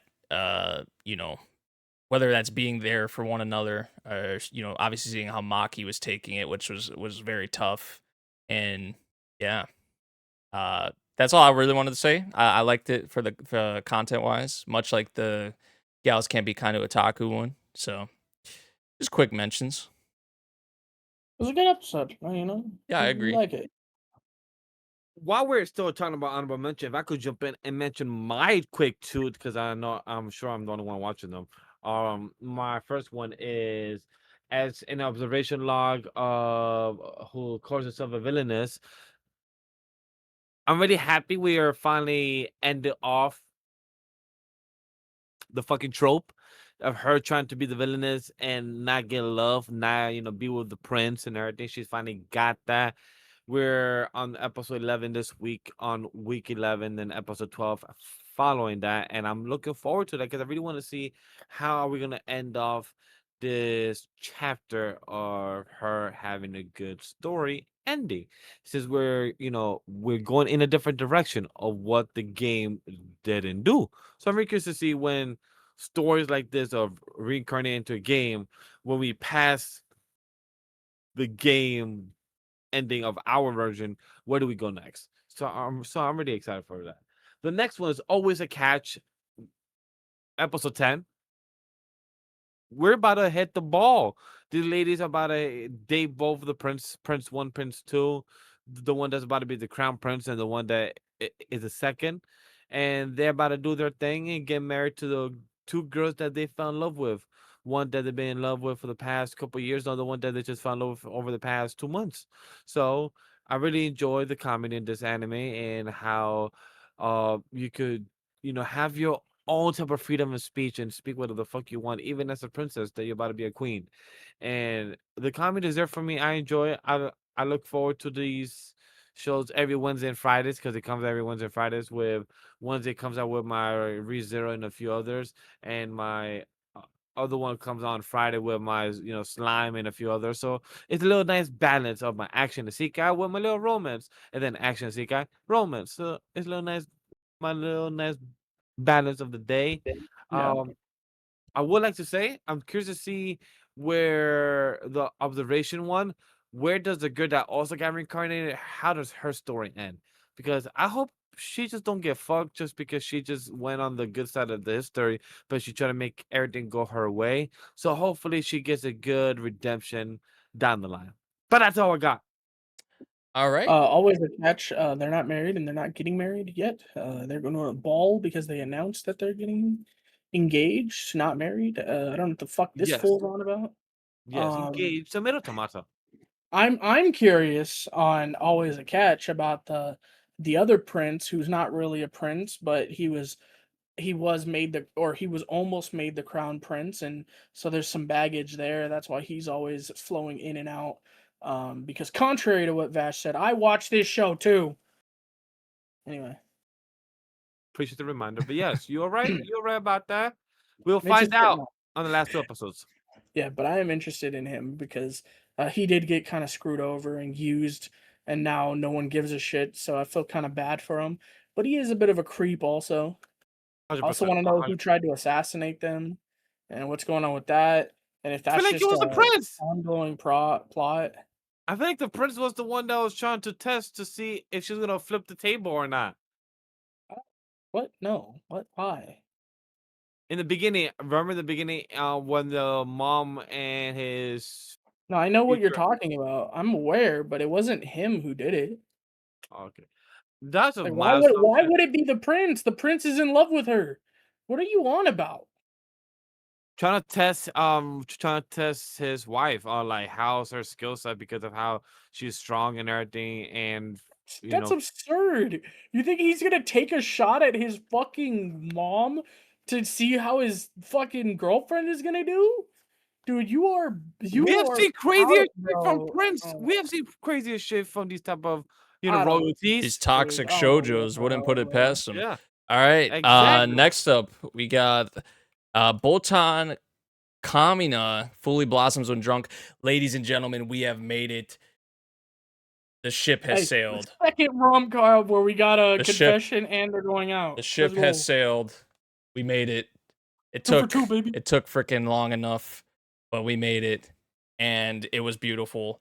Um, this whole episode looked absolutely fantastic, as most of these episodes have in this series. Honestly, I did see this was also another one like Akane-banashi, like the staff listing had me really excited for this episode, and it delivered definitely on that end.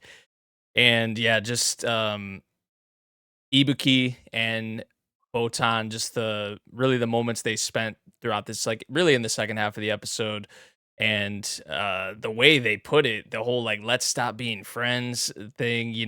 Maybe in some series you'd be like, oh, this is maybe like a misunderstanding type of thing, or like there's something else or deeper going on here, but not like when they put it that way, and then they leaned in towards each other, like what they mean when they say like they're dropping the whole friends thing. So um, yeah, W for the ship sailing. Also, you got a feel for Gujo Senpai for sure.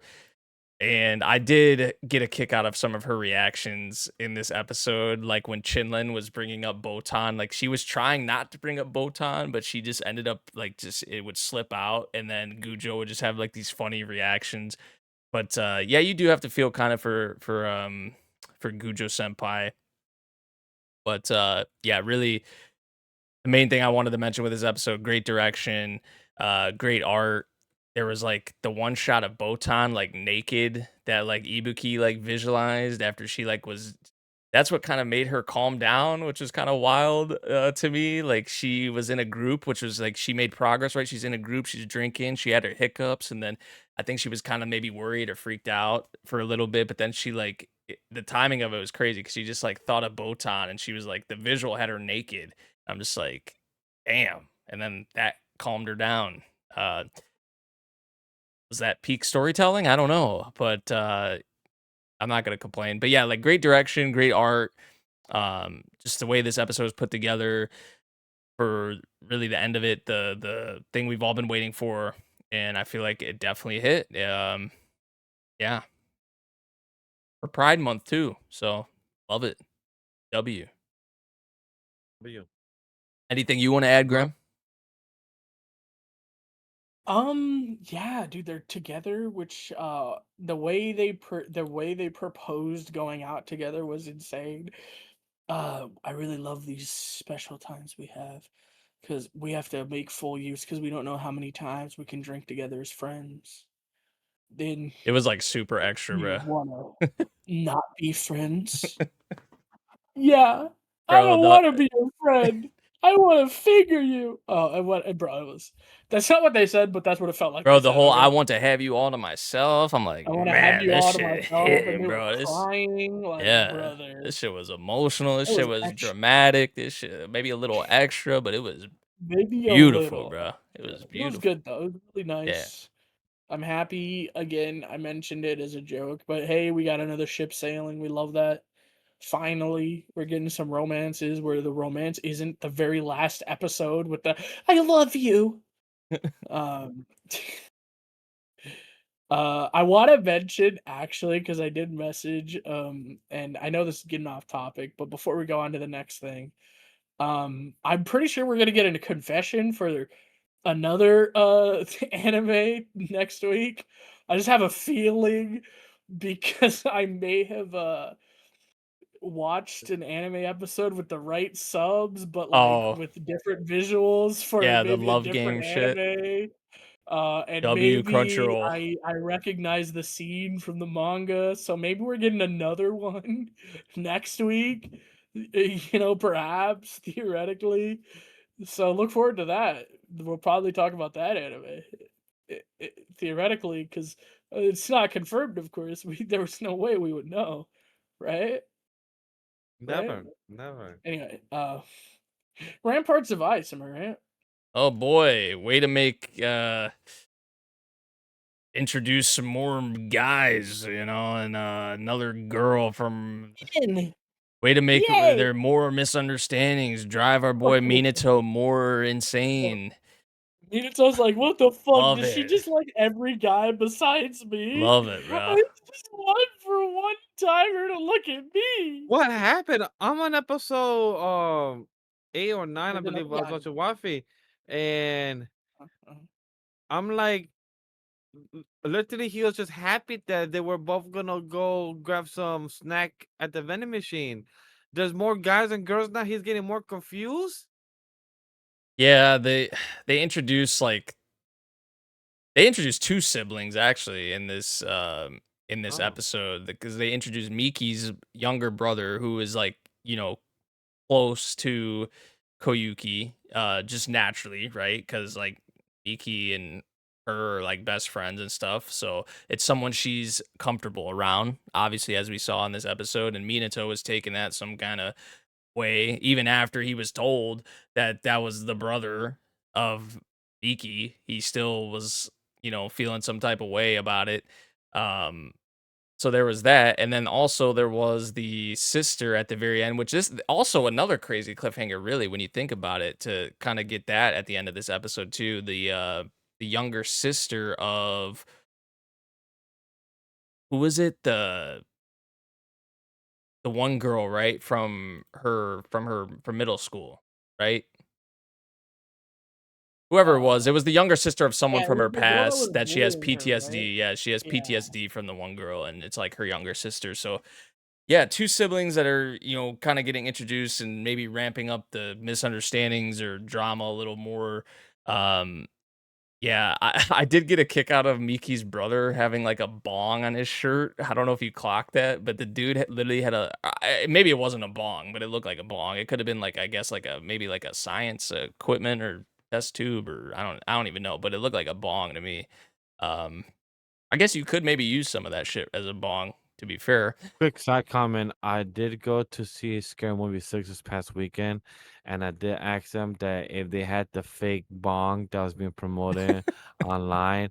They say, yeah, that's fake. Like, yeah, I figured it was fake, but I want just to ask in case you had it. They just told me, oh, yeah, we only have a Scary Movie 6 cup. I'm like, that's fine. Not what I wanted. I wanted a bong. Even though I know damn well a movie theater would not be selling a bong, being promoting the movie and everything for popcorn bucket, but still, I, I I wish. I feel like we did get a little bit of progression. I would say though with Minato and Koyuki and the scene with like the two of them when they were walking around and Minato got her the little stuffed animal thing or whatever, and I think Koyuki put it like, oh, that was the first time I saw a guy as being cute or whatever. So maybe there was a little bit of progression, but really Minato's still in this whole thing where uh I feel like he's overthinking a lot of it. Like honestly, he's in his head about a lot of it, and even just some of the dialogue that Koyuki said, like when she was saying like, "Oh, it's nice to have an acquaintance" or whatever, in class. I mean, I just feel like bro is reading way too much into some of the dialogue, but or the things that she's saying, and yeah, I don't know. The fact that he's getting like that about Miki's brother, I don't know. I just don't. There's just when they're together, I just don't. They still have a He long way has to go. They still insecurities. have a long way to go. That's all I'm gonna say because their chemistry is just I don't know. I don't really feel much when they are together and they have scenes like just the two of them. Honestly, right now, like so they still have a long way to go because I know that's what's going to end up happening with this series. Is the two of them are probably going to get together, but um. But yeah, I like I said this also in the last podcast. Their chemistry is just not there really. So It's very I feel awkward. like I feel like Minato is trying, but He is, man. He's trying. And Koyuki's kind of like oblivious, I think honestly. Koyuki's just not ready for romance yet. Yeah. I feel like She he's just ain't be ready. really trying, you Yeah. know? She's not It's ready, not but Minato has also I feel like bro's being pretty obvious and she's kind of like being oblivious, but she yeah, has it's a not lot that of she is oblivious, but like she's also like he's my friend and I'm just trying to be a friend. And even she mentions that like that's the first time she ever thought a boy was cute. You're like, okay, yeah, good on you, you know? But like she likes him clearly, but like I don't think she's even thinking about a romantic sense at all. And a lot of the him being obvious is all in him internal monologue, and like from other people who know him could pick it up. But like she's just vibing, dude, and she's overthinking herself. She's like too far in her own head a lot of the time, so she doesn't even see it, you know? And I just think right now she's not even like kind of even thinking in that direction because she's too focused on the other two to get together, right? Our yeah, it's giraffe just a whole boy mess. and yeah, it's just a whole mess. And then the And then you introduce introduction new characters and it's and then we just introduce new characters who I'm gonna be honest, I thought when that character did what he did, right? I'm trying to be vague because Miguel hasn't seen it yet. But when that character did what he did, I was like, wait, is this accidental? Like, did someone just like this isn't like who it was meant to be? And then she smiled and said who it was, and I was kind of like me to like, wait, what? What's going on here? I've never heard about this character before. And then we figure out who it is, and it's like, oh, okay. But she was also, I feel like, hear me out. It felt like big sis energy. It didn't feel like I like this boy energy, you know? And it felt like little brother energy too. Like, and maybe that's because we know, but it felt like that type of energy to me, even watching the situations happen. So I wasn't like thinking that she liked him at all, but I can see why Minato thought that there was something there, you oh, know? maybe at first, yeah, but then once you get like the whole like, oh, this is The whole Miki's, thing. but then still he was seeing But I mean, how they he's were still walking like there's only around a year together. difference. Maybe it's a thing, and she's clearly more animated with him and all of that. And I get it, but like also it's like I don't know. This feels and maybe again because we know the situation. Maybe it felt like big sis energy to me. Like she was just super happy that like her little brother was there. You know, not that like there was Ye- anything going on. Yeah, Right? yeah, yeah. Oh, I don't know. Minato just the fact that I get he sees how Koyuki is and whatnot, but like right. like I don't know. In his mind, it's just like it's impossible, right? That she has any history or you know or has like people she's comfortable or has connections to from like you know all these years of her past, right? Like I Right, don't know, and then, like, the way he's especially a fucking bugging man. out about her yeah, and then he's also bugging out about her having dated someone. Yeah. But he did get clued in, though, on why she on why the other boy, the dude that she dated doesn't know her name. It's because the other girl said her name and then said I'm so and so's sister. So it's like okay, at least he kind of understands now that okay that maybe she had a different name or something. Mhm. Because I think it kind of clicked in for him like oh wait what like Yeah. that makes sense why Igarashi doesn't remember her now. Right. So it was the whole thing. Yep. But yeah, it was a good thing. all right. So now let's Let's move go on to to the our 2 hour category. You ready, boys, for 2 hours? yes for the Seeker Fantasy and the first off honorable mention. Let's see how quick can we do honorable mention because it's been a while.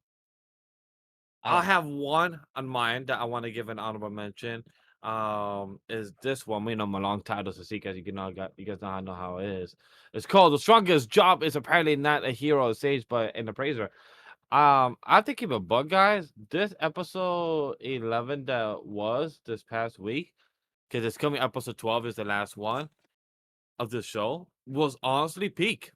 Like this episode may be episode 11 could probably be my episode of the week. It was a good episode, good action, suspense, main character type of energy, you know, could die type of shit, like on God, like period. Like that shit was fucking crazy as hell. I didn't really expect that from ISEKAI, and to have that type of like, hey, you have all the OP quirks of a god trying to be able to help you, but the system or other outer source of power literally said, "Go fuck yourself. We're gonna kill you ourselves, one way or another." So that was really cool to see. Like it got me off the chair where I was watching, and it got me to do the Leo scene. Like, oh shit, what the fuck? Like it got me off my chair. It was really good scene and a really good episode. I enjoyed. So that's one of my big shout out of the Isekai Fantasy. Do I have another one? Nah. I'll say like the other two, I the don't one that have we any. watched.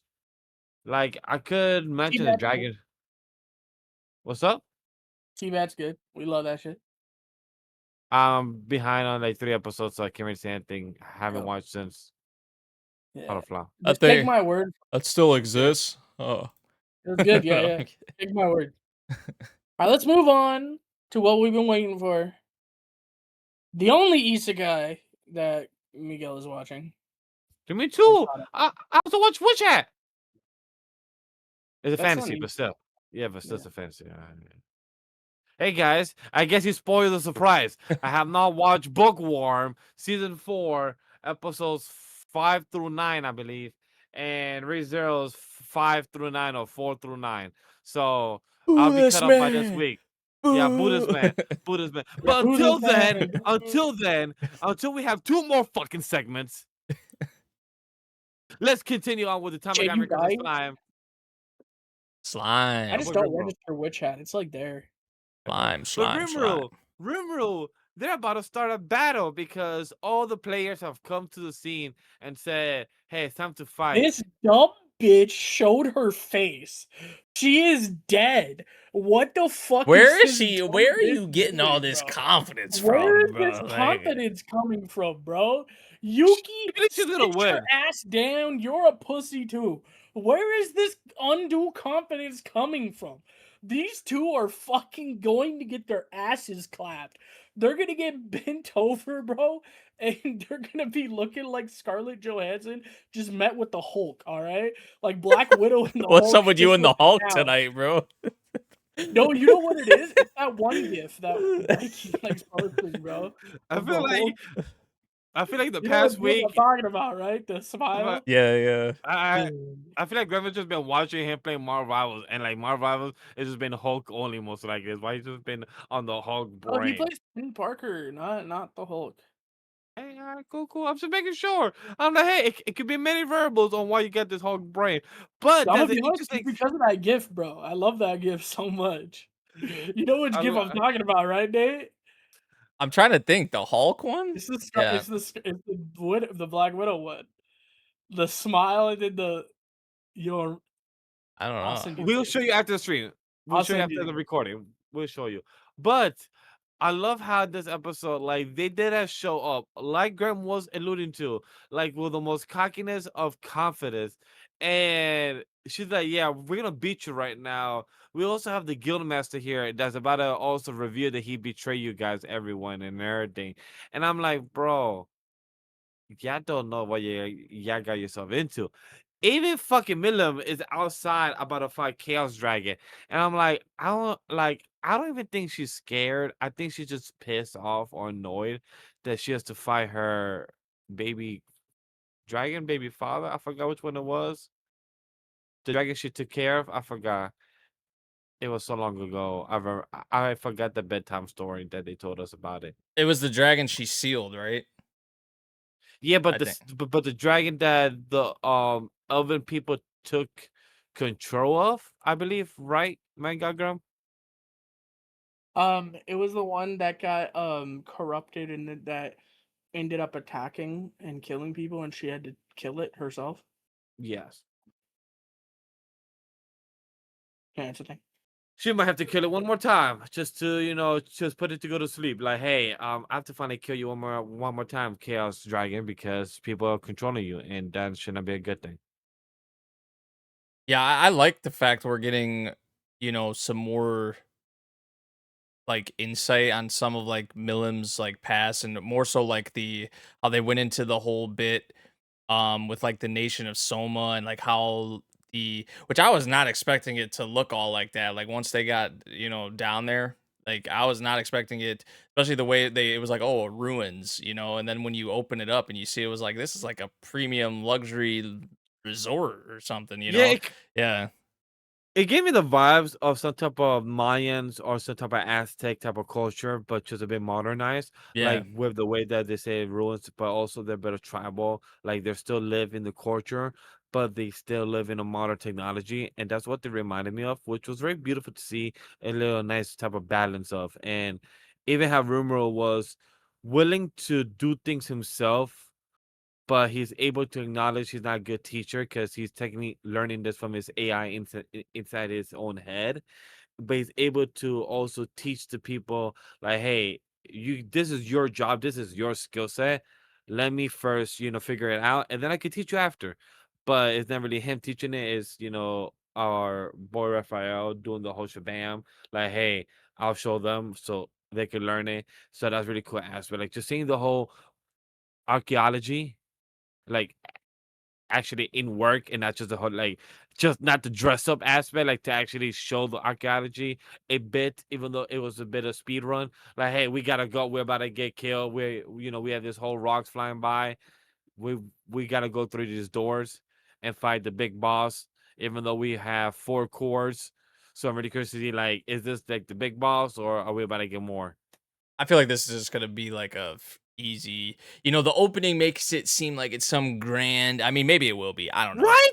but Don't be I hope lied it to us, is. bro. I hope it is, but I don't know. I just feel like like we said with Maribel, like I just feel like this is gonna be easy work, honestly. But I feel like it's more so like I think the most interesting thing to me around all this with like Maribel is like the Yuki bit because I've been on the whole thing with like Yuki and how like he's not actually fully under her control and Yuki's trying to use this situation right to like his advantage. I feel like it was even more so kind of more so solidified because I'm pretty much it's like solidified in my mind that he's gonna be trying to use this somehow to his advantage, right? This whole him being controlled thing, like when the old man in the previous episode was questioning or kind of doubting, casting doubt on Maribel, saying like, "Are you sure? Like, are you sure you have Yuki under control?" Like, I don't know, just little things like that. I feel like a lot of things have been kind of adding up, um, which So is you think that funny. he's not under her control? No, I don't think he is. I just don't think it would be that easy to have him, especially just. I just think Maribel's a fraud. Like so someone like Yuki, I just don't think that you know, I don't think you have him under your control like you think you do, which also is funny because I think about the stuff with Kigali and I'm like, because now I'm wondering, I'm like, oh, is Kigali, putting on an act, acting like, oh, Yuki, you traitor, acting like she's devastated and shit. I'm like, is she, is Kigali putting on a front as well? Which, so I kind of got a kick out of the end of that So episode. my guess, she is for sure putting a fake ass act here. Like like she's trying to win the Oscar. Like she's for sure trying. Yuki, I like where you're going. I think he is fully under her control, Hmm. because he is very greedful. So just by her logic, by her standard of how her power is, he is very greedful. He wants a lot of the power. He wants a lot of opportunity. He wants to take control and have it in his own vision as well. So that's why I feel like, hey, he got too greedy to be But wouldn't it? controlled But by wouldn't her. it benefit him a lot? Like, especially with how Remura, outed him, found out, right? And to get back into Rimura's, graces, or to kind of have this kind of expunged from his, reputation, right? To be able to say like, "Oh, this is what like I was under someone's control. This is what was happening to me. This is why I did what I did." That Right? would be Like a I good. this is kind of like an out for him in a way. I So, would like that, but we never got confirmation from Rimuro or Raphael saying that Yuki has some type of special ability to able to help him or support him to able to be surviving the control or a bit of his own will out of the greed. yeah, it's interesting. I want to. I just can't wait actually till it's like officially, because this is what I've Yeah, been on since the beginning of, like, really since he was taking control of, from what it seems. Um, just simply because of the fact a character like Yuki, I just feel like they made it seem like it was so easy, right? And just I know I mentioned the previous episode, and just the fact that like just Maribel is I think is a fraud. So like yeah, that's like the most interesting thing about all this with me. Kind of going back to what I was saying is the stuff with Yuki, right? But yeah, I do appreciate I like more Mark of the is so dead, bro. I Jeez. yeah, I do like and appreciate a lot of like the Milim, stuff with her past, and even some of the dialogue with like the monologue with Rimuru, like how he was thinking about Milim, and just you know Or like, the or amount like of time, thing with right, yeah, for her. Like that was actually a nice scene to me. I did really appreciate that scene, and how Rimuru was kind of trying to cheer up Milim yeah. in that moment. So I it, like the I like the line of like we think of these as ancient stories like fables from the past, you know? Like they feel like they're in storybooks. yeah, But fuck, that's something Milam lived through. That's right, insane. yeah. And Milam's like, yeah, I remember, you know? And it's like, damn. Mhm.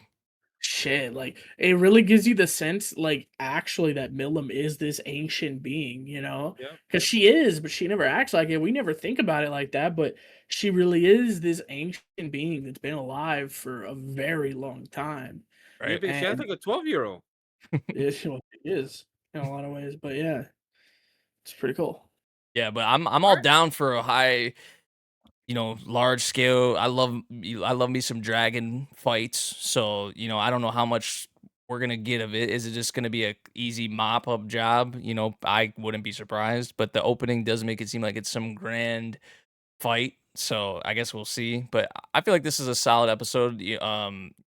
Some really good build up here for what seems like, I feel like next episode's really going to be one to look out for sure, because I'm sure Millam's going to be showing out, and Rimuru, of course, the whole switch up from the explorer outfit and stuff like that, which talked about that in the previous episode. Not really a fan of the explorer outfits, but the seamless transformation right between that and like the demon lord outfit, that was dope.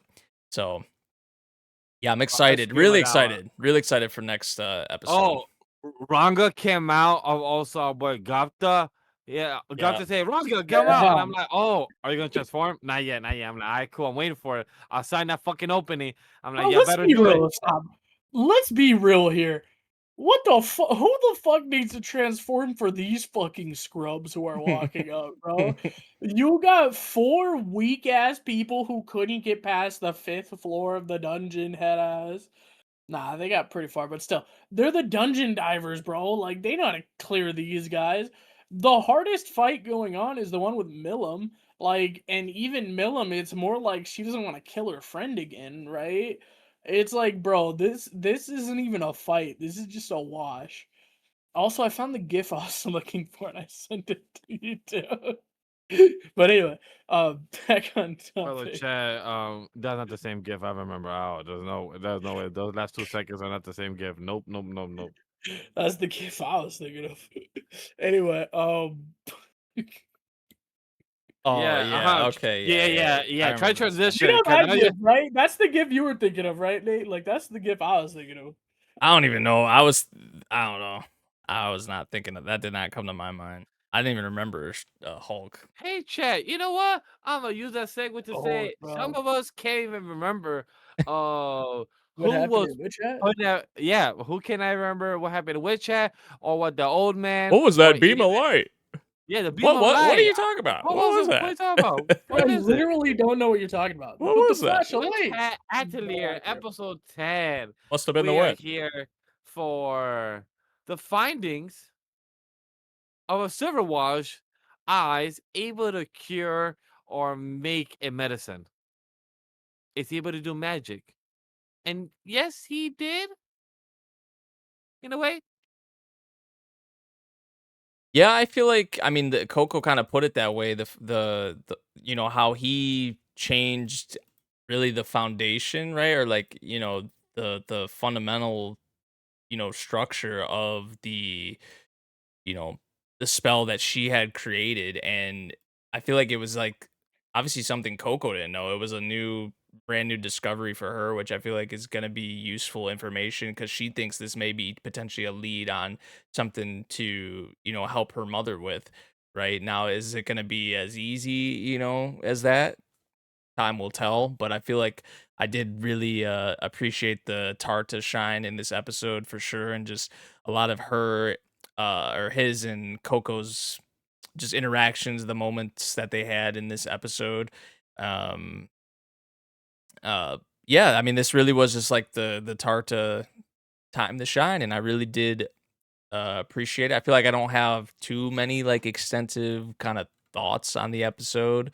I did get a kick out of it. I know we made a joke at it at the very beginning, but the whole, thing that he was curious about, the light and all that, and obviously Key Free, you know, he doesn't know anything. Didn't see anything. What are you talking about? So Without missing a beat. What? Huh? I have no idea what you're I have talking no about, idea what dude. you're talking about. And I love how this kid be clocking Kifri with his fucking stares, with his fucking dead eyes look. Like he be clocking him like, Kifri just gave me the dead eye stares that he's ready about to murder somebody. yeah, Key Free's a little. He's kind of scary, man. He's kind of He scary. gives me he gives I me honestly was waiting for like a scene when they were like departing from each other. I was honestly waiting for a scene where they like because you never really got like a close up of Keyfree after that moment. It was really just Coco and Tarta like saying goodbye to each other. I was waiting for like a dead stare or something from like Keyfree, like looking out at the boat or something to I Tarta. will But believe you because I would Kifri, he's giving me Ambu Black Ops vibe. I know Nate, you wouldn't understand that, but like he's giving me the Ambu Black Ops vibe. Like he's hunting, he's on a mission. He is literally like will do anything to get what he needs to get done to find these cone heads, hats, motherfuckers, and everything. So I'm really curious to see like what's the like not the real reason, but what's the reason behind for his determination, for his hunting, for this aspect. And it looks like they're really powerful with just not even casting much. Like even with simple magic, just what they're able to do is really powerful. yeah, um, yeah, I mean, just really, I feel like the support Coco and Tarta displayed for each other in this and kind of pushing each other, inspiring each other. It was really nice. And they are obviously Tarta hinting. casting magic for himself for the first time. Yeah, Also improving upon a spell, learning how it works, learning a spell that'll be very helpful in his daily life. yeah. Like, holy shit, that spell would be so useful to him, Hmm. Yeah. especially since all the pigments were messed up last time. He could fix all of them and see what's going on there. Like, so it's super valuable for him. And I think I'm not certain, but I think he may have kept that spell with him. So there's that. He's also going to make a pen for Coco, which is interesting. Yeah.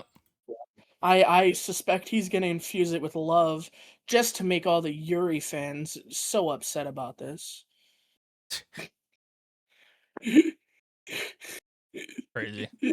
Guys, it's I Pride don't know. Month. I don't know It's where I Pride heard that. Month. We got support. I Also, heard that. another crazy cliffhanger in this one.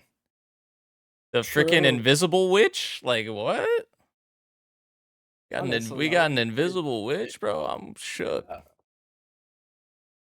I was I a wonder Oh what happens yes, when they oh kick yes, off the their ending. cloak, if you know what I'm saying. Hey. The ending was something I didn't really expect that to actually see that happening with but hey, it makes sense. We are supposed to see other witches of the clan, of the cult, of the tribe, so it makes sense that we're about to see more of them in that counting. Curious to see. Hey, is this 12 episode, 24 episode season? I think it's 13. 12, 13, but 13. yeah, the leak is that season 2's in production. Yes, we saw that leak this past earlier this week. So yeah, I'm excited for it. I know damn well when I get in season two like this fucking summer. Maybe earliest is fall of this year, but most likely it's 2027. Y'all. But is that all? If that is all, guys, I'll see you guys in an hour. They're gonna be talking about Bookworm for the next 30 minutes, and then ReZero for the next 30 minutes. I do, I do blame Nate slightly because I did read one of the screenshots for the ReZero posted picture tweet that was doing great numbers for him on his Oh timeline. yeah, that was I did crazy. read I did read one of those pictures, subtitles. I should have not read because then my brain started to, think of what could it mean. But until then, guys, go on twitch.tv/animalstudio on Wednesday. You will see me live with Grumman. Other than that, I'll see you Oh. guys back in the next 20, 30, 40 minutes. Who knows? So yeah, as Bash said there, we're gonna I move on wanna to Bookworm. I wanna let you cook on Bookworm because I've got problems with this episode. So I wanna hear what you gotta say first. I don't really have problems. This was a satisfying episode, man. Seeing Oh, it's satisfying for you, but book readers? Seeing whatever dipshit's name is, Wilfried or Wilfred, yeah, Wilfred, yeah. seeing this little shit get a freaking taste of reality, man, was just so satisfying, honestly.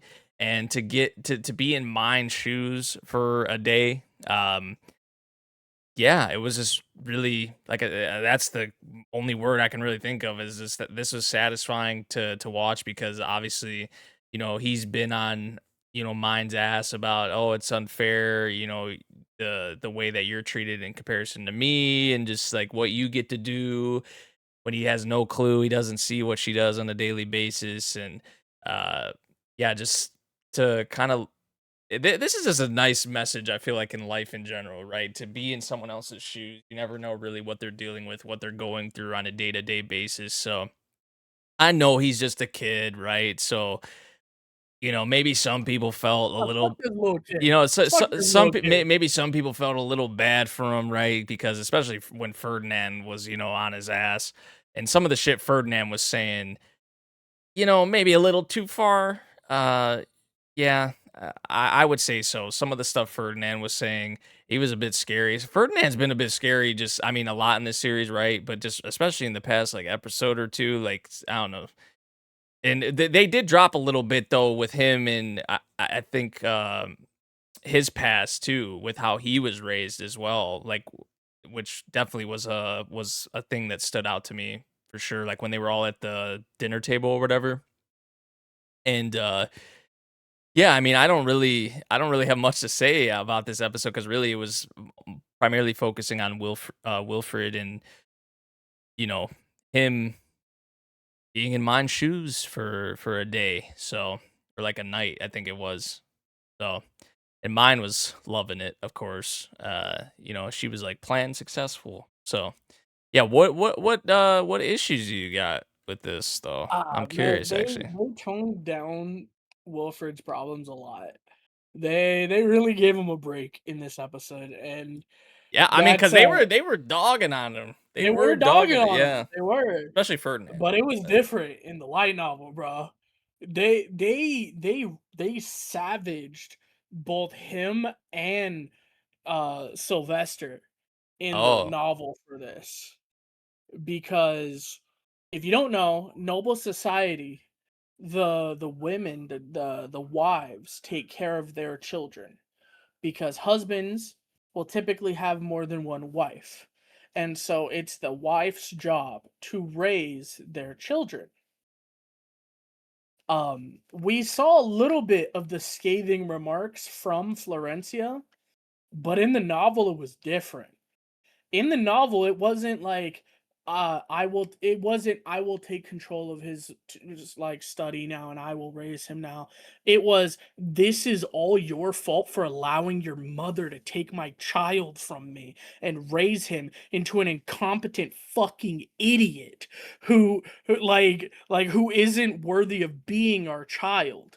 You want to have this fucking conversation. This is your fault for not standing up to your mother. This is your fault for taking my kid away from me. I would never have let my child come out here and be made to look like a fucking look worse than the children at the orphanage. The children at the orphanage are better than him in every single factor. Like if they had mana, we would put them instead of him. Okay? Like you did this. So I will not hear you talk about your mom or anything of that. I am taking that child back and I will make that I will teach that child like fuck you, fuck your mom. I am taking my kid back. Like that's the energy that should have had, right? Cuz it was pure like she has been holding it in. She hates his mom. Not like kind of sort of maybe dislikes. No, she hates his mom. Veronica made her life a living hell. She hates Veronica. Add on to that, so Ferdinand was also heavily censored this episode because Ferdinand said like I will not allow you to make him your successor, right? I will not allow him to ascend. In the light novel, he said, if you put that kid on the throne as he is now, I will exercise my right to take the fucking duchy from him. I will kill him in front of you because that child is not worthy of being your child. He is not you. You're my brother and I love you very much. But if that child sits there and if you even think about making that child your successor, like from this point on, I will kill him in front of you. I do not like that child. I hate that child. I thought maybe it was because I was putting him up against Rosemine and maybe I was being unfair to him, but no, that kid is worse, literally worse than the kids at the orphanage. I would take any of the kids at the orphanage and put them in that seat before him. Oof. He is not worthy of breathing.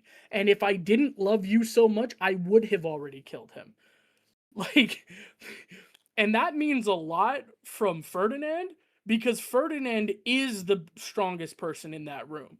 Like you've got the Knight Commander right behind him. You've got Sylvester who holds the power. Ferdinand said, "I will do it in front of you while you watch. While that Knight Commander tries to stop me, I will kill him in front of you." Like no, fuck that kid. I hate him. like like You know and what's the crazy? You saying this stuff with Ferdinand and how he like would have killed him himself. This makes it just made me think. It made me click that like because you can maybe think or say that like mine wanting to do this is like kind of petty, right? Because of the shit Wilfred's been giving her and stuff like that. But really, if mine doesn't do this, like potentially he dies, right? Like this kind of saved his life in a way. Like no, mine honestly, wanting to because do this. it also put a mirror to because the problem is that Veronica has been raising this kid, right? Yeah. So Veronica isn't around. Veronica has been sent to Veronica's in prison right now, and there's a reason for that. So she's not around. She's not raising him anymore, right? And so his mom, who should be raising her now, isn't because Veronica is still handling that. Even though she's not around, she's still doing it, right? So she didn't know it was this bad. Nobody knew it was this bad. But this kid kept pissing off Rosemine. So Rosemine's like, fine, we'll switch. Let's do it. For one day, let's switch. Trade places with me, please. And a little bit of the perspective of mine is I was watching another video of another one who does content on Bookworm, and he said, yeah, basically what happened in this episode, which was really cut, and it's a good point because I kind of forgot. It's like a college educated woman is being taught her ABCs Wow. is essentially what was happening. this episode. Oh, And she sits there and goes, "What the fuck? He doesn't know ABCs? Dude, the 2-year-old I'm teaching in the orphanage knows his ABCs. Like, what the crazy. fuck is this kid? This kid is like 8 years old. How the fuck is this kid existing? Like, and he doesn't know his ABCs? Are you serious? Like, like what? Hello? Like, so yeah, this it was a really tamed down version because Ferdinand wouldn't have known it was this bad, right? Ferdinand already didn't like him. To be clear, Ferdinand didn't like Wilfred because he already thought Wilfred was incompetent, right? But he was told by his big brother that he's kind of like me when I was a kid, so it'll get better, you know. He'll grow up and he'll even out and he'll start to really apply himself, right? So Ferdinand's like, okay, I will believe my big brother. I will believe that Sylvester is right about this. And this was the first time that how inadequate like he really is was shown and thrust in their face, right?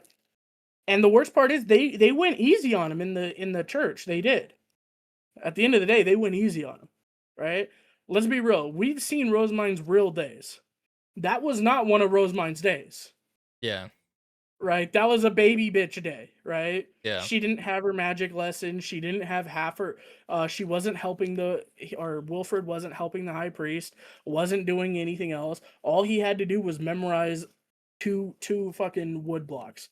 But when he ends up asking Rosemine's actual guard, is this the type of thing he does? Like that she actually does? And she goes, "No, there's normally more. A lot more." And it's every single time she has to do a ceremony, every single time she has to do a new prayer, every single time she has to do any of that. And she's always learning etiquette, and she's always learning the curriculum, and she's always learning this and this and this, and she's learning her Harspiel, and she's learning how to act in noble society, and she's having to decide the life and fate of an entire city, by the way. Like, that's still going on. None of that was put for like Wilfred to handle.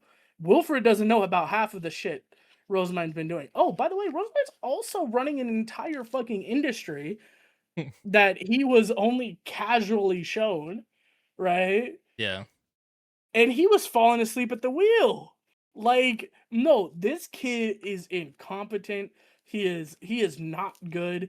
And Rosemine, the payoff should have been greater because Rosemine has been getting harassed for a while. Like, this isn't something that like she got kind of tired of it after like the fourth or fifth time.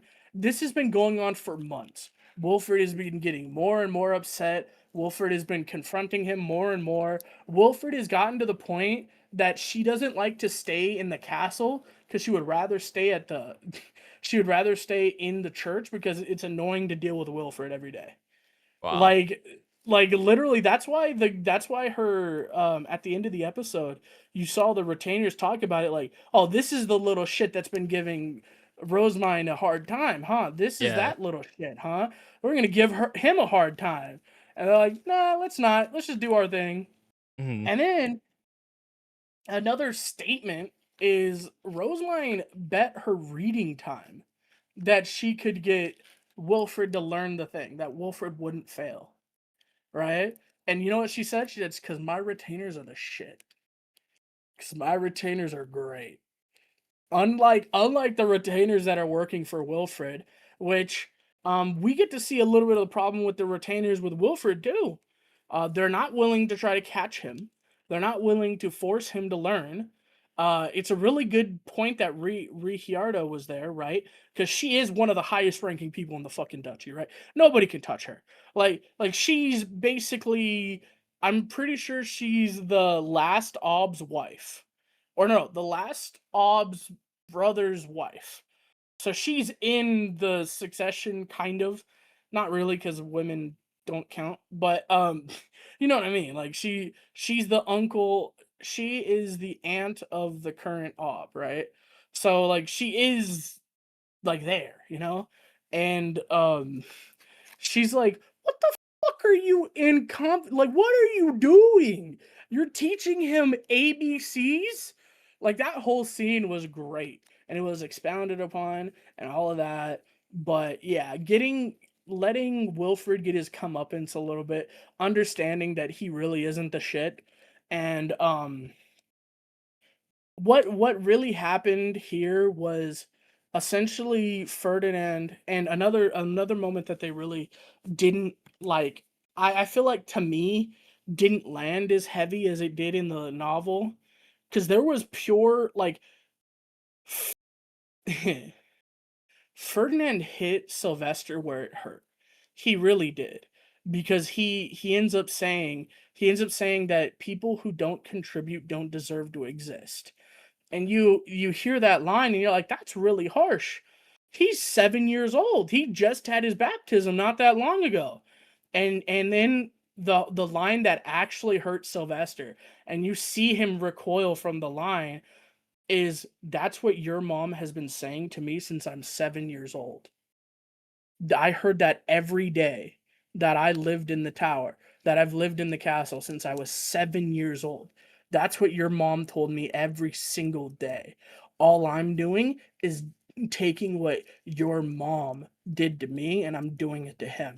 Because at the end of the day, maybe she was right.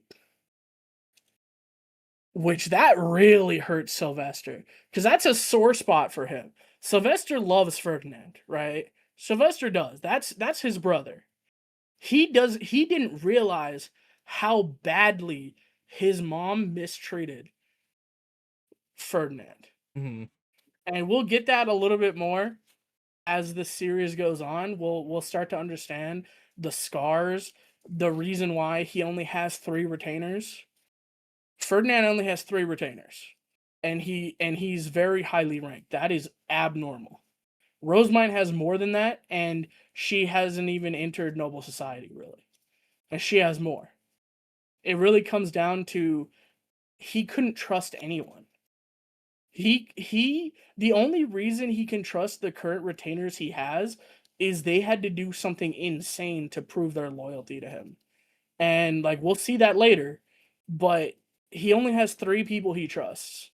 And he loves his brother, but at the end of the day, his brother's been tainted by his mom, by Veronica. So he doesn't know if he can really trust his brother either. Like, that's how deeply Veronica hurt him, and that's why when he threw Veronica's lines at Sylvester, So you would think if he'd be you go more back to that, understanding of Wilfred. no, nah, So he doesn't turn out like yeah. maybe not. But you saw the recoiling, like how Sylvester recoiled. I don't know if you remember that scene, but when he threw that line, you actually saw Sylvester go, shit. Mhm. Like, he looked away. He was like, yeah, huh. So yeah, there was a bit more venom in what happened in that scene that was kind of cut. Um, another cool bit of cut content that was a lot of fun is when Rosemine was getting taught the ABCs. She sat there and said, "Okay, why are we teaching this kid the ABCs?" And she basically made a lesson plan with the people that were supposed to be teaching her, with her tutors. She basically made a lesson plan to teach Wilfred better. Like, she spent the half of the day where she was doing lessons telling them how to do their job better, and then she spent the rest of the day in the library reading, because Wilfred's day was nothing, right?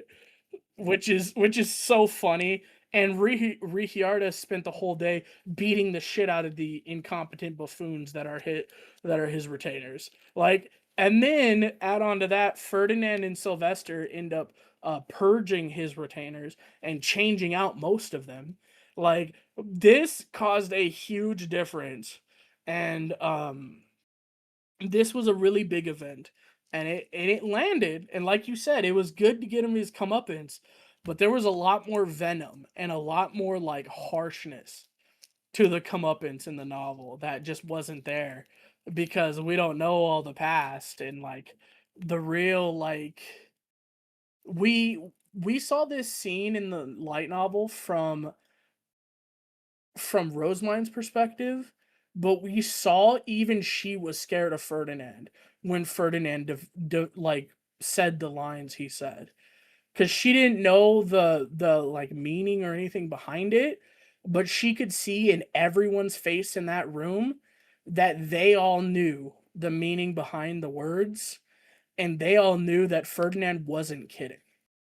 That if this kid didn't shape up, he would just kill him.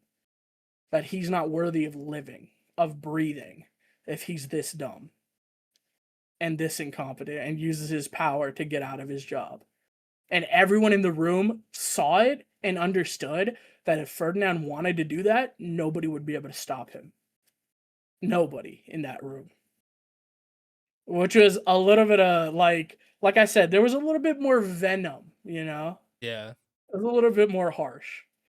But overall, it was a good episode. It got what it needed to get across, but it was just so much better in the novel, in my opinion.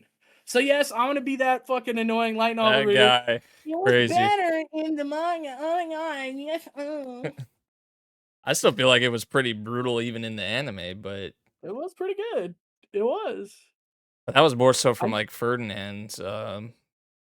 yeah, A lot of his dialogue. yeah. But yeah, Florencia really gave it to Sylvester too. Because Florencia is also really pissed off that at the situation. So she also kind of went off too. And that just wasn't shown. Oh yeah. Yeah. But let's move on to the elephant in the room. The ego monster, guys! The ego monster, guys! You're a monster. Oh my You're a god. monster. Oh my god. Yeah. It's so hype, guys. He walked up those stairs. uh, I Sangoku said is I like that. said it I hope off you like air. this episode. The best thing about that whole scene was because I try not to let outside noise, but like affect me before going into like an episode. But once you see it so many times, it's just like, okay, like you kind of have a certain expectation towards the episode. So like, yeah, that was there a bit for me with this episode, more so that scene in particular. But Because we've seen like that it scene was a good every. scene. It was a good scene, but um I just feel like how it was, this is mostly like LARPers, like TikTok and stuff like that really are to blame because they're making like these edits and stuff like that that just make the scene out to be something that it's not really because it was a good scene, a really good scene and uh but it was not like, you know, how it was being made out to be essentially. And I think my favorite thing honestly about the scene um was Subaru's voice actor, which I mean he's had so many great moments like performances in this series, but like I feel like this, in terms of just recently thinking, like this is probably one of his better performances, really just this episode as a whole, but like that scene in particular, I feel like his voice actor just absolutely nailed it. So definitely gotta uh give props for that. So, that was for that scene, but I mean a lot of this episode is really just continuing that really the descent into into madness and just kind of the grasping at straws essentially, right? Like where like why the continually questioning himself and like right, like what do I do now? Why uh the whys, the whos, the wheres, like all those kinds of questions that he's asking to himself, right? And so much so to the point that he's like, okay, I'm gonna pretty much kill everyone, right? Um, Kill everyone around me. And I love the visual choices that they went for with like a lot of the different characters and how they had like the glint in their eyes. And I feel like seeing some of our characters like that was like very just didn't give me a good feeling because you see like Amelia with that look on her face and then that the glint in her eyes and just like it was like she was looking at Subaru looking at him like that and just that perspective on how like the Subaru here sees a lot of them. It perceives a lot of them is just it's just crazy, man. Um so yeah, that's kind of a lot of what we had with this episode for sure. Also, I mean, I'm really curious what's going on right now because we get like these like blackout scenes and then like he's somewhere else and like shit happens. So like is this just stuff that they're not showing? Like is it like the intention to not show it, or is like something is I it will say it was written that he blacked out and he woke up and that was what he saw. That's what it was in the novel yeah, too. and obviously from especially from the end of the episode in Melee, like it's him that apparently is doing a lot of this, if not all of it. But does he know that he's doing it? Is what I'm wondering right now. I would say, but see, like with him, with his kind of descent into madness right now, like I wouldn't, like a part of me wouldn't be surprised if he's doing it. But also, the fact that he's like blacking out is, it makes me think that maybe it's not him somehow. I don't know. Like it's him, but it's not him, right? Is kind of maybe what I'm thinking. I don't know. I feel like, but also it could just be him, right? The whole blackout factor though is what I'm kind of stuck on right now. Like what is actually happening? Uh, Um, the hot tamale, isn't it? yeah. So Um, I will say once again, there was something a little bit interesting that they didn't show. Um, when he found all of the bodies had something covering their faces, like as if they were mourned or something. Like somebody had properly taken out the time to like cover their bodies. Like they weren't just all out there. Well, one of them was, but they weren't all just out there like splayed and like all dead. Um they were covered and like properly taken care of, I guess it would feel like, right? Um and most of them were pretty brutalized. Melee was hit one time and she died. I thought she was choked When out.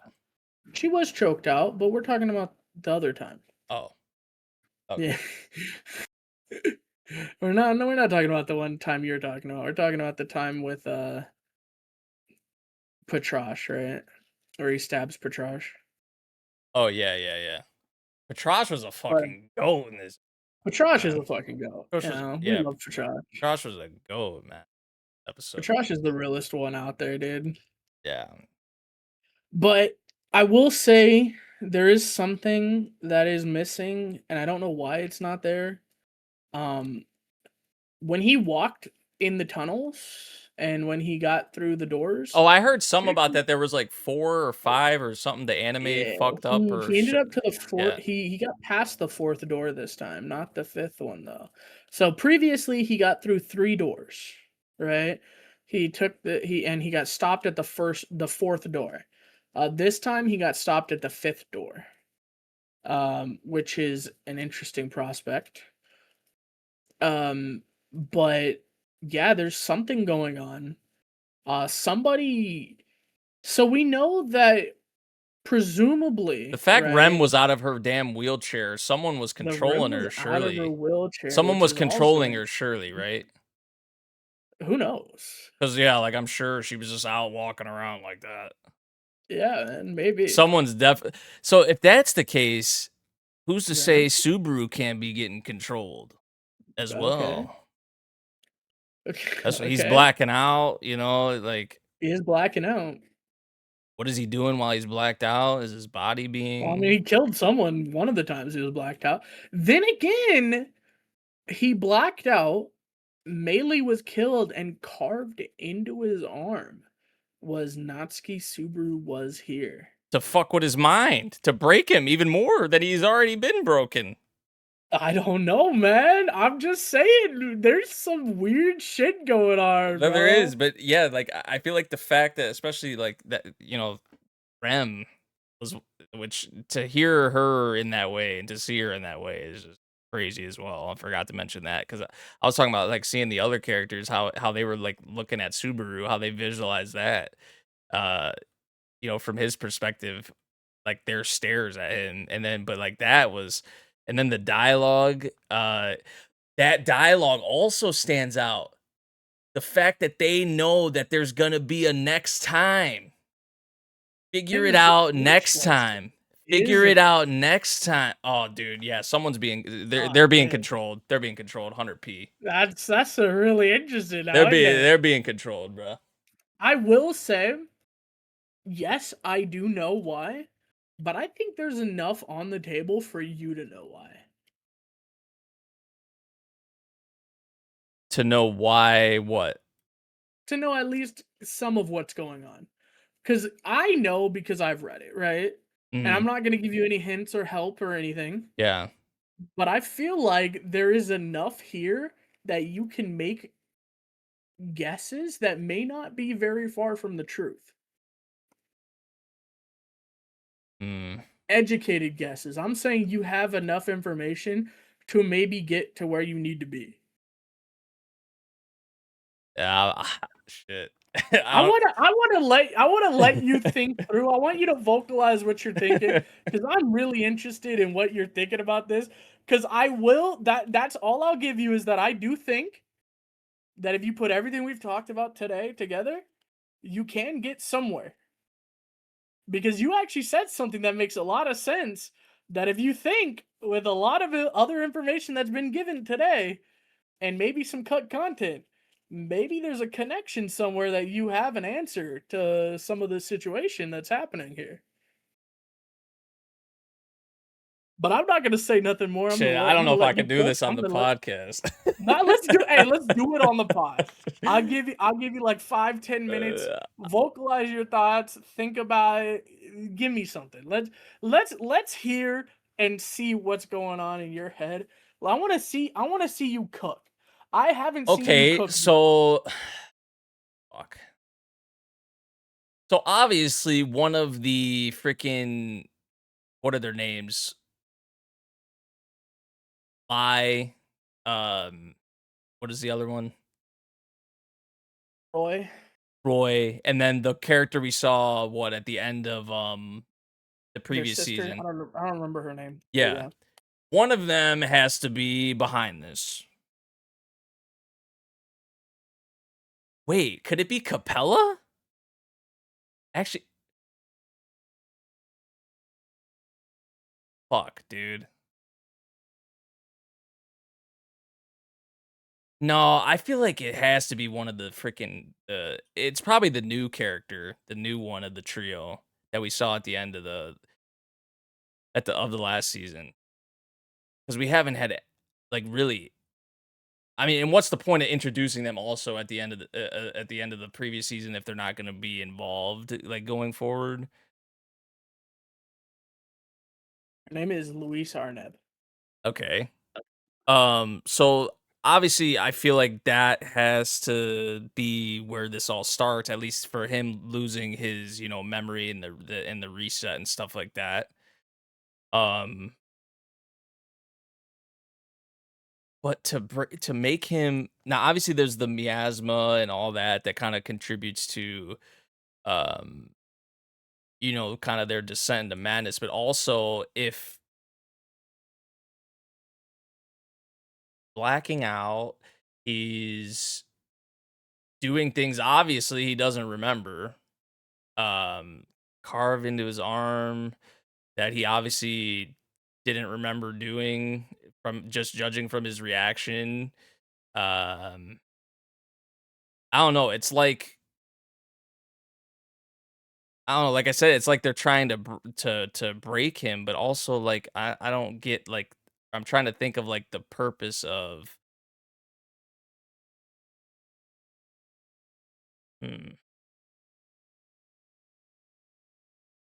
I don't know, man. I don't know. I don't think I can get to where, like, I know you were trying to maybe allude to like me being able to get somewhere, but at least right now, you can get that. You're there. I don't You're just know, not looking man. at the right places. I don't You're know, not quite man. looking at Does the it have to do with right Shala? Um, Shallow was killed too, so Yeah. in that look, I'm gonna give you one more, alright? And I'll leave it there, alright? His memories are gone. Yeah. Shallow was killed, and Rem appeared. Hmm. But was that Rem? I don't think it was. Or was that Rem? I mean, I was saying it like surely she wouldn't be able to do that. I feel like, right? So I was saying that either she was being controlled or I guess it just couldn't. Yeah, like I mean, that is fair. It could just not be her at all. Remember back to the last couple episodes of last season? Hmm. There was some fighting going on, and Was I getting somewhere with Capella? I mean, Capella can transform, right, and look. she's not the only one. Anyway, moving on. You don't remember Okay, the last it episode, do has to. you? No, it has to be. I don't remember the last episode, but it Yeah, has to so be that freaking the third sibling or whatever. That would well, make sense. well, who knows? But yeah, So, that's okay, just so a thought apparently, experiment. apparently, this third sibling is probably more OP than the freaking other two combined. Just a thought experiment I have. If you can reset memories and you could maybe transform or whatever into other people or take control of other people, that's some crazy shit. I just want a thought experiment. I'm just gonna leave that with y'all, everybody, and Nate. Um, there's definitely enough information to get where we're supposed to be going. I don't blame you if you don't get it, but there's definitely enough information here. I'll think back to the last episode of last season. Think back to the fact that memories are gone and that the people who take memories can have memories. Anyway, moving on. Let's get out of here, guys. That was a good episode, right? This episode was really good though. Like all around. I feel like the music, the direction, and just like the obviously they always do a good job of showing just how brutal a lot of like seeing the condition that a lot of their bodies were in and like you know they nailed that aspect. There was like some eerie creepy scenes. I think of like Meili whispering in Subaru's Yeah. ear talking about like were you being serious about what you were talking to me about yesterday. And I think that was in reference probably to like the stuff with her With family, her right? like looking for the books for her Yeah. parents, Yeah. right? Yeah. Yeah, that bit. So there was just like like the whispering into his ear, like some ASMR type shit. Like there was some eerie, just creepy, you know, bits in here for sure. But like, yeah, Subaru's VA knocked it out of the park. Um, yeah, Petrash was an MVP in this episode, like we said. Uh, but yeah, man, what the hell is going on right now? I feel like I got pieces of the puzzle, don't have the full picture. At least And maybe nothing's wrong with that. Nothing's wrong with that. yeah, I feel like you can't expect I feel like probably most people to You be can't able to put expect it most together. people to get it, but I Yeah. will say, Like it's for our possible is what you're saying. eagle-eyed, for our very smart people, I want to leave that thought experiment to y'all. Mhm. There's definitely stuff that you can pick up. I won't Yeah. blame you if you don't get there. But just think about it. Think about it a little heavy. Mhm. Maybe overthink it even, and you might get somewhere. Also, it was a Um, nice I just thought of this too cuz I was thinking about all the deaths of like the characters as he was walking yeah. around and seeing each of them one by one. Was trying to do like process of elimination pretty much. He's trying to see Uh process of elimination, looking at all the dead yeah. bodies who was left. Yeah. Right. Julius, typical knight, how he was posed in front of was it Anastasia or was it Anastasia, right? Or was it Melee that he was he was like kneeling in front of one of Yeah, them and he was like yeah. just He was protecting Melee. He was in yeah, front of Melee. yeah. So that was a nice touch. Even in that whatever happened, right? You just Yeah, really, he is still ever the knight. yeah. Uh, But you know what? Before we wrap up, we can talk about Subaru's trying a new tactic. He yeah. didn't tell anybody that he lost his You memory know, this and time. you know what that is? That is a certain magical index right there, which I love Yeah. because Toma does the same exact thing. He has amnesia in that series and he tells nobody about it. So I can get All right. down. I can get down with that. He's also trying to pick things up, and he ends up asking some pretty insensitive questions to Julius. Like bro, it's like he's trying to figure out his thing and he's completely ignoring Julius's thing, and Julius is like, "You're kind of an ass, bro." Yeah. So, there's Like you're gonna make me say it again? you're gonna make me say it again? Really? Yeah. It's like, dude, yeah. So there's definitely things here. I wonder how it's gonna play out without him telling. But I will say there's more going on than meets the eye, and I'm interested to see what's gonna happen. By the way, how many deaths are we at now? I've been keeping track. Oh, I have not been keeping track. Who? Well, there was the first two that happened very close together. Another Yeah. one in the tunnels, right? Hmm. Was there two in the tunnels or one in the tunnels? There's one in the tunnels, right? So that would be at 3, right?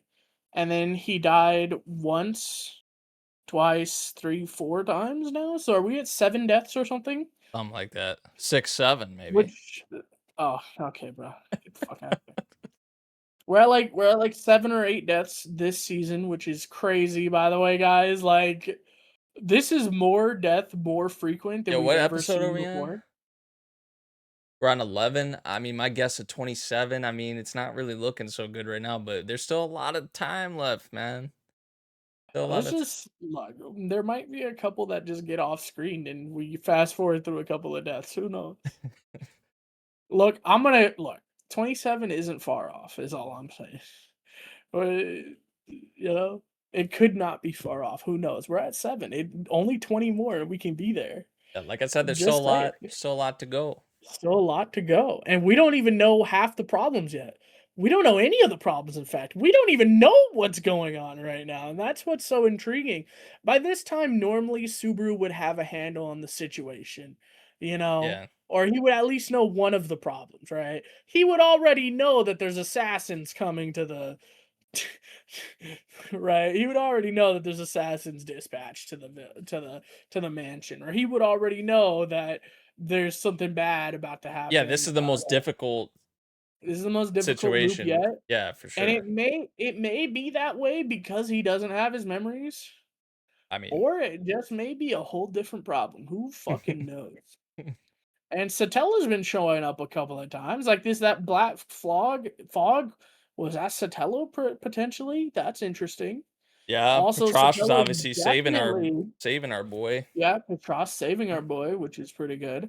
See? But Also, that the thing I was bird, telling you about with the birds, and I got spoiled on yeah, who is behind the that. bird. What's going on with Is that? that character involved? Who Probably knows? somehow, some way.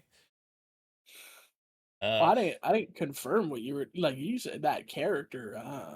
I was I about to didn't. say he or she, but Uh, that who knows? character is a lot more vague. There's birds. Who knows? There's all sorts of things. There's so many different plot points. I think if I had to put an actual number, I think there's like 5 things going on all at the same time. I think it's like 5. I think it's like 4 or 5 things that are all happening at the same time right now. And Subaru doesn't even have a handle on one of them yet.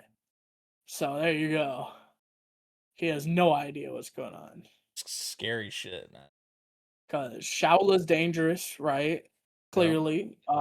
The test is going on, right? That's 1. Subaru doesn't have his memories, that's 2. What the fuck is going on with um we've seen either it could be, and we have straight up seen um the witch there one time. So what the fuck's going on with that? The Reed test is still going on, right? Yeah. Like, and whatever's going on in general, who keeps killing Subaru. It's like 4 or 5 things, 4 or 5 open plot The points. Books of the Dead, are we gonna have to use those more? Are we gonna have to rely Yeah, on the Books of the those? Dead. Are we gonna find the books for fucking Meilei's parents? Oh, Apparently, maybe something. Who knows? There's so many so much, open-ended which is things, so exciting, many but questions. scary. It's scary that we're halfway done with this season and Subaru still doesn't know what's going Yeah, on. what progress That's have the we made? terrifying part. So I can't wait. I'm excited. This is what 19 episodes. We're at episode 9. Mhm. We're literally the halfway point, guys. And if you look on Twitter, oh my god, episode 11 is gonna be hype apparently. You saw that shit, dude? Yeah. Oh man. Oh my god, episode 75 or whatever the fuck it's called, right? It's gonna be blank, blank, blank, blank, blank, blank, Yeah, blank. people are theorizing one of those extended episodes like Yeah. is coming.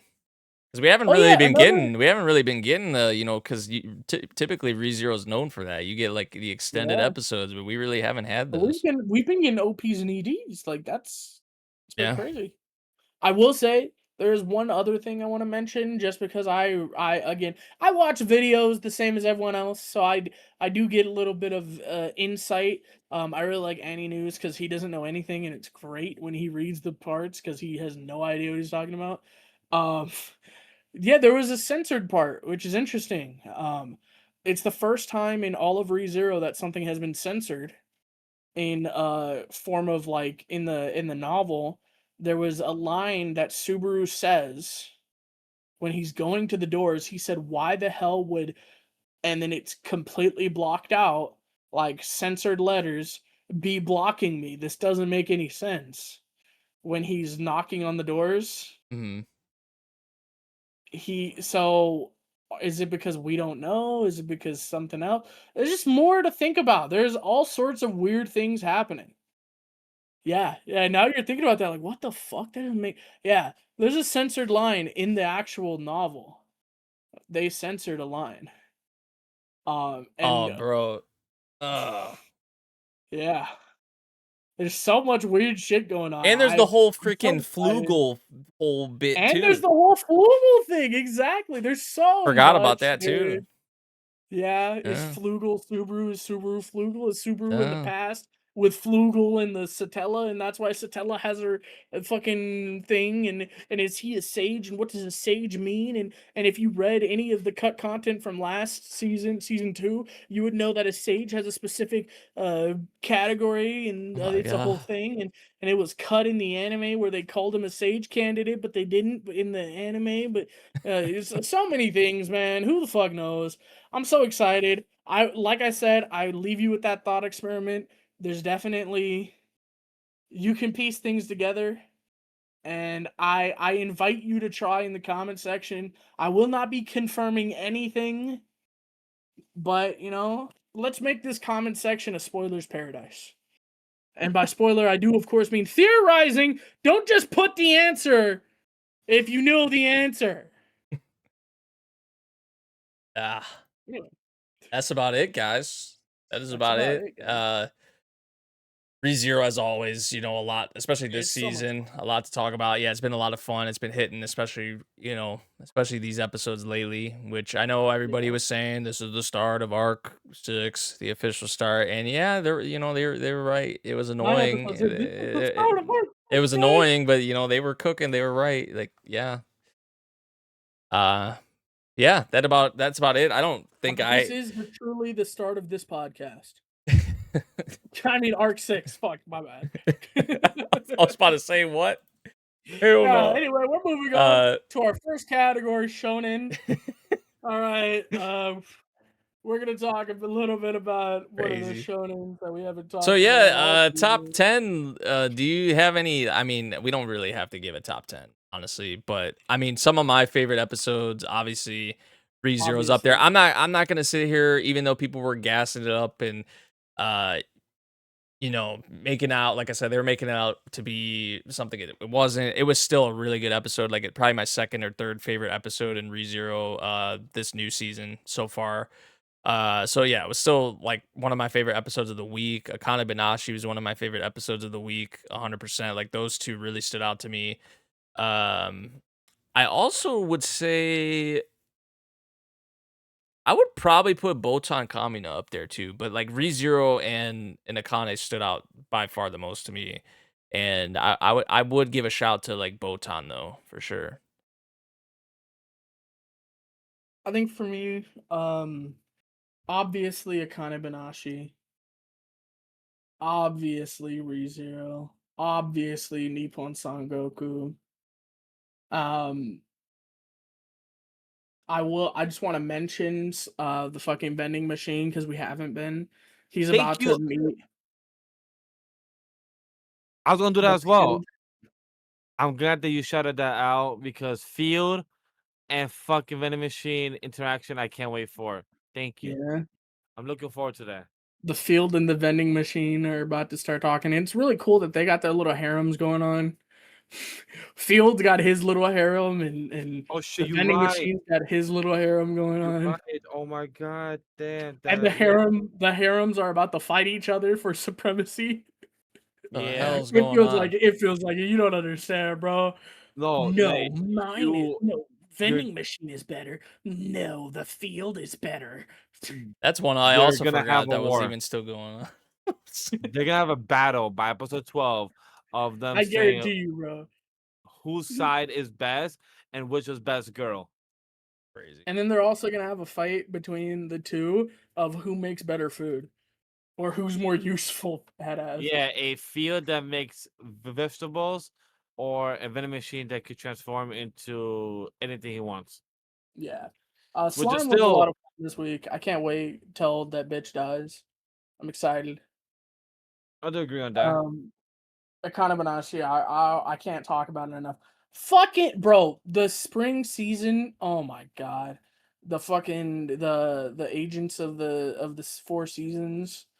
That shit. Oh my bro. It's so shit's popping off. I don't want to say too much. I forgot to talk about it this week, but just know I am still watching that. I don't know if Nate is caught up. I don't think so yet, right? I'm like But I'm like 9 it episodes behind. this episode went hard.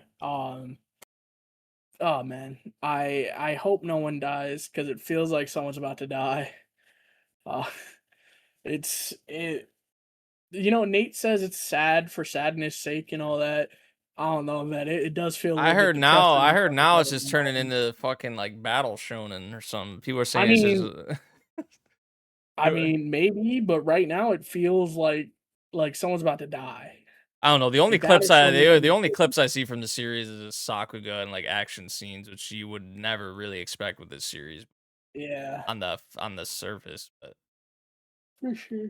Um, we got a confession coming out in some of these shows, like you mentioned, both on Kamina, of course. That was a a lot of good cliffhangers episode. and A lot of confessions. fucking cliffhangers, bro. Yeah, Ace of Diamonds always a fun time. I love it so much. Um, Witch Hat was nice too with Witch Arta and Hat was stuff. pretty Yeah. good for sure. Fucking Mistress Kanan. All right, where are we going now? I'm just saying. I'm listing off my top 10 These or are in your whatever. top 10, Conan. Yeah, bro. It's Nate, Kanan, bro. at this point, I'm not shocked Yo, because Zakuro, by the way. I, Yeah. he was about to restart the whole podcast. I felt like he was about to restart the whole podcast. Say, hey guys, What? This is the start of Arc 6, bro. This is the start of Arc 1 of the pod, bro. hey chat. I tried to make it last week. They did 4 hours. Them two, we did 3 hours as a trio. I'm glad for us. So um, I don't know if he was trying to stagger and have another hour just to have a I do filler. want to do that. No, I Please was no, for trying. the love of Dude, God, keep I going, was trying to get Vash. Nate to cook. I was Don't trying to worry, get don't Nate worry. to I got cook. you. Nate. He just wasn't getting there. But don't worry, we are gonna cook next week, chat. Because we have move on from our top rankings. You guys already heard. We will do better next week. We have a much better structure of our top five. A bit of May kind of had us a bit slowed No, we're down. not. No, we're not. Let's be real. Me and Nate never do it. I don't know. We're never gonna do the whole top 10 thing. It's there, but I don't know why Yo, we'll ever chat, do it. look, it's in spirit. Top 3, top 5, top 2, top 4, top recommendations. Whichever way it is, we give you something. At the end of the day, we're here at our outro. We're here at the conclusion, our binge plugs, whatever the fuck you guys want to hear, and talk about what is it that we're trying to give you to watch next week, or what is being watched, what is Vash going to be on top of this month, is Jobless Reincarnation. What day, what week? Stay tuned. Because he's also in the moving process. So it's either he's gonna move first and then start reactions, or he's gonna do a few reactions, then move and then start reactions. So it's a bit weird right now. He's trying to figure out which is the best solution and execution of reactions and also moving, and also waiting for my landlord to give me green light. So it's a bit awkward and wonky because I'm waiting for this Wednesday. So stay tuned. That's literally the best answer I got. Because I know Nate, I'm gonna pass it to I just you. went through 'Cause what? you can speak. Yeah, exactly. I That's what like you understand what I'm trying to go through. It's like, do I tackle this, or do I wait and then tackle it, or do I tackle it midway, stop, and then continue? Yeah, it's I feel what you're going through right now. I am about settled in. So it does take some time, but especially getting comfortable in a new space, because It does. when you're comfortable in your, because I lived at my old spot for like almost 10 years, and you're so used to sitting down, recording at the same spot, the same angle, you get that same feeling when you sit down. And, even here, like sometimes it feels weird, right? So it's just, you get used to it, man. You'll get The whole used to it. fucking Yeah. naked ass background. I need some Oh posters. I yeah, I need gotta. some Yeah, you're right. etchiness. You're right. I gotta work on that too. I Yeah, need my one thing at a holes on the time. wall. I wanted to get this AC in my freaking room. I actually I Oh was yeah, because your balls dying. were sweating. Yeah, I was I was dying, man. Bro, I remember We Chad. on the He was up on though. call. He was like, "Yo, guys, no AC right now. My balls are sweating. It's so hard to sleep, man." Crazy. Look at that. He's like, "Yeah, don't talk about You're my not balls on screen." you're not We wrong. done. We You're not done. wrong. Yeah, Wrap we're this done. up. Wrap this up. Wrap this up. Graham, any last thoughts before you add another hour, or we Gucci? I'll give you one more chance, Nate. You don't want to try I'm again? You don't good. want to just a I'm little good. All bit? You're right. good. So All with right. that being said, Chad, thank you for being here. As always, Graham will tell you read or watch light novels. Go read the source material. I can't wait to find out what he was bothered during stream of like a bookworm. I'm gonna watch the episode and he's gonna tell me like, hey, so tell me to explain to you. And I'm gonna be like, hold up, let's finish the episode. Then you can tell me the problems of this episode, what happened, what it was. Or I could just come back and listen during this recording of episode 80. But if you guys True. are not like me, want to go follow twitch.tv/Animal Studio. If you guys want to be stay tuned on what's going on, go check it out. Because I know this Wednesday, I can at least confirm to you, you will be getting ReZero. Anything else Let's go. is to be stay tuned by the landlord and my schedule. Other than that, we see you in the next time for episode 81 for Off the Bench. Check out Weeps Now. Check out all the content that's coming out. And thank you guys for tuning in on the Off the Bench podcast for a 3-hour show of the season of anime and a bit of gaming. So big shout out to that. Hell yeah. Stay tuned for the next Unexpected. one. Peace.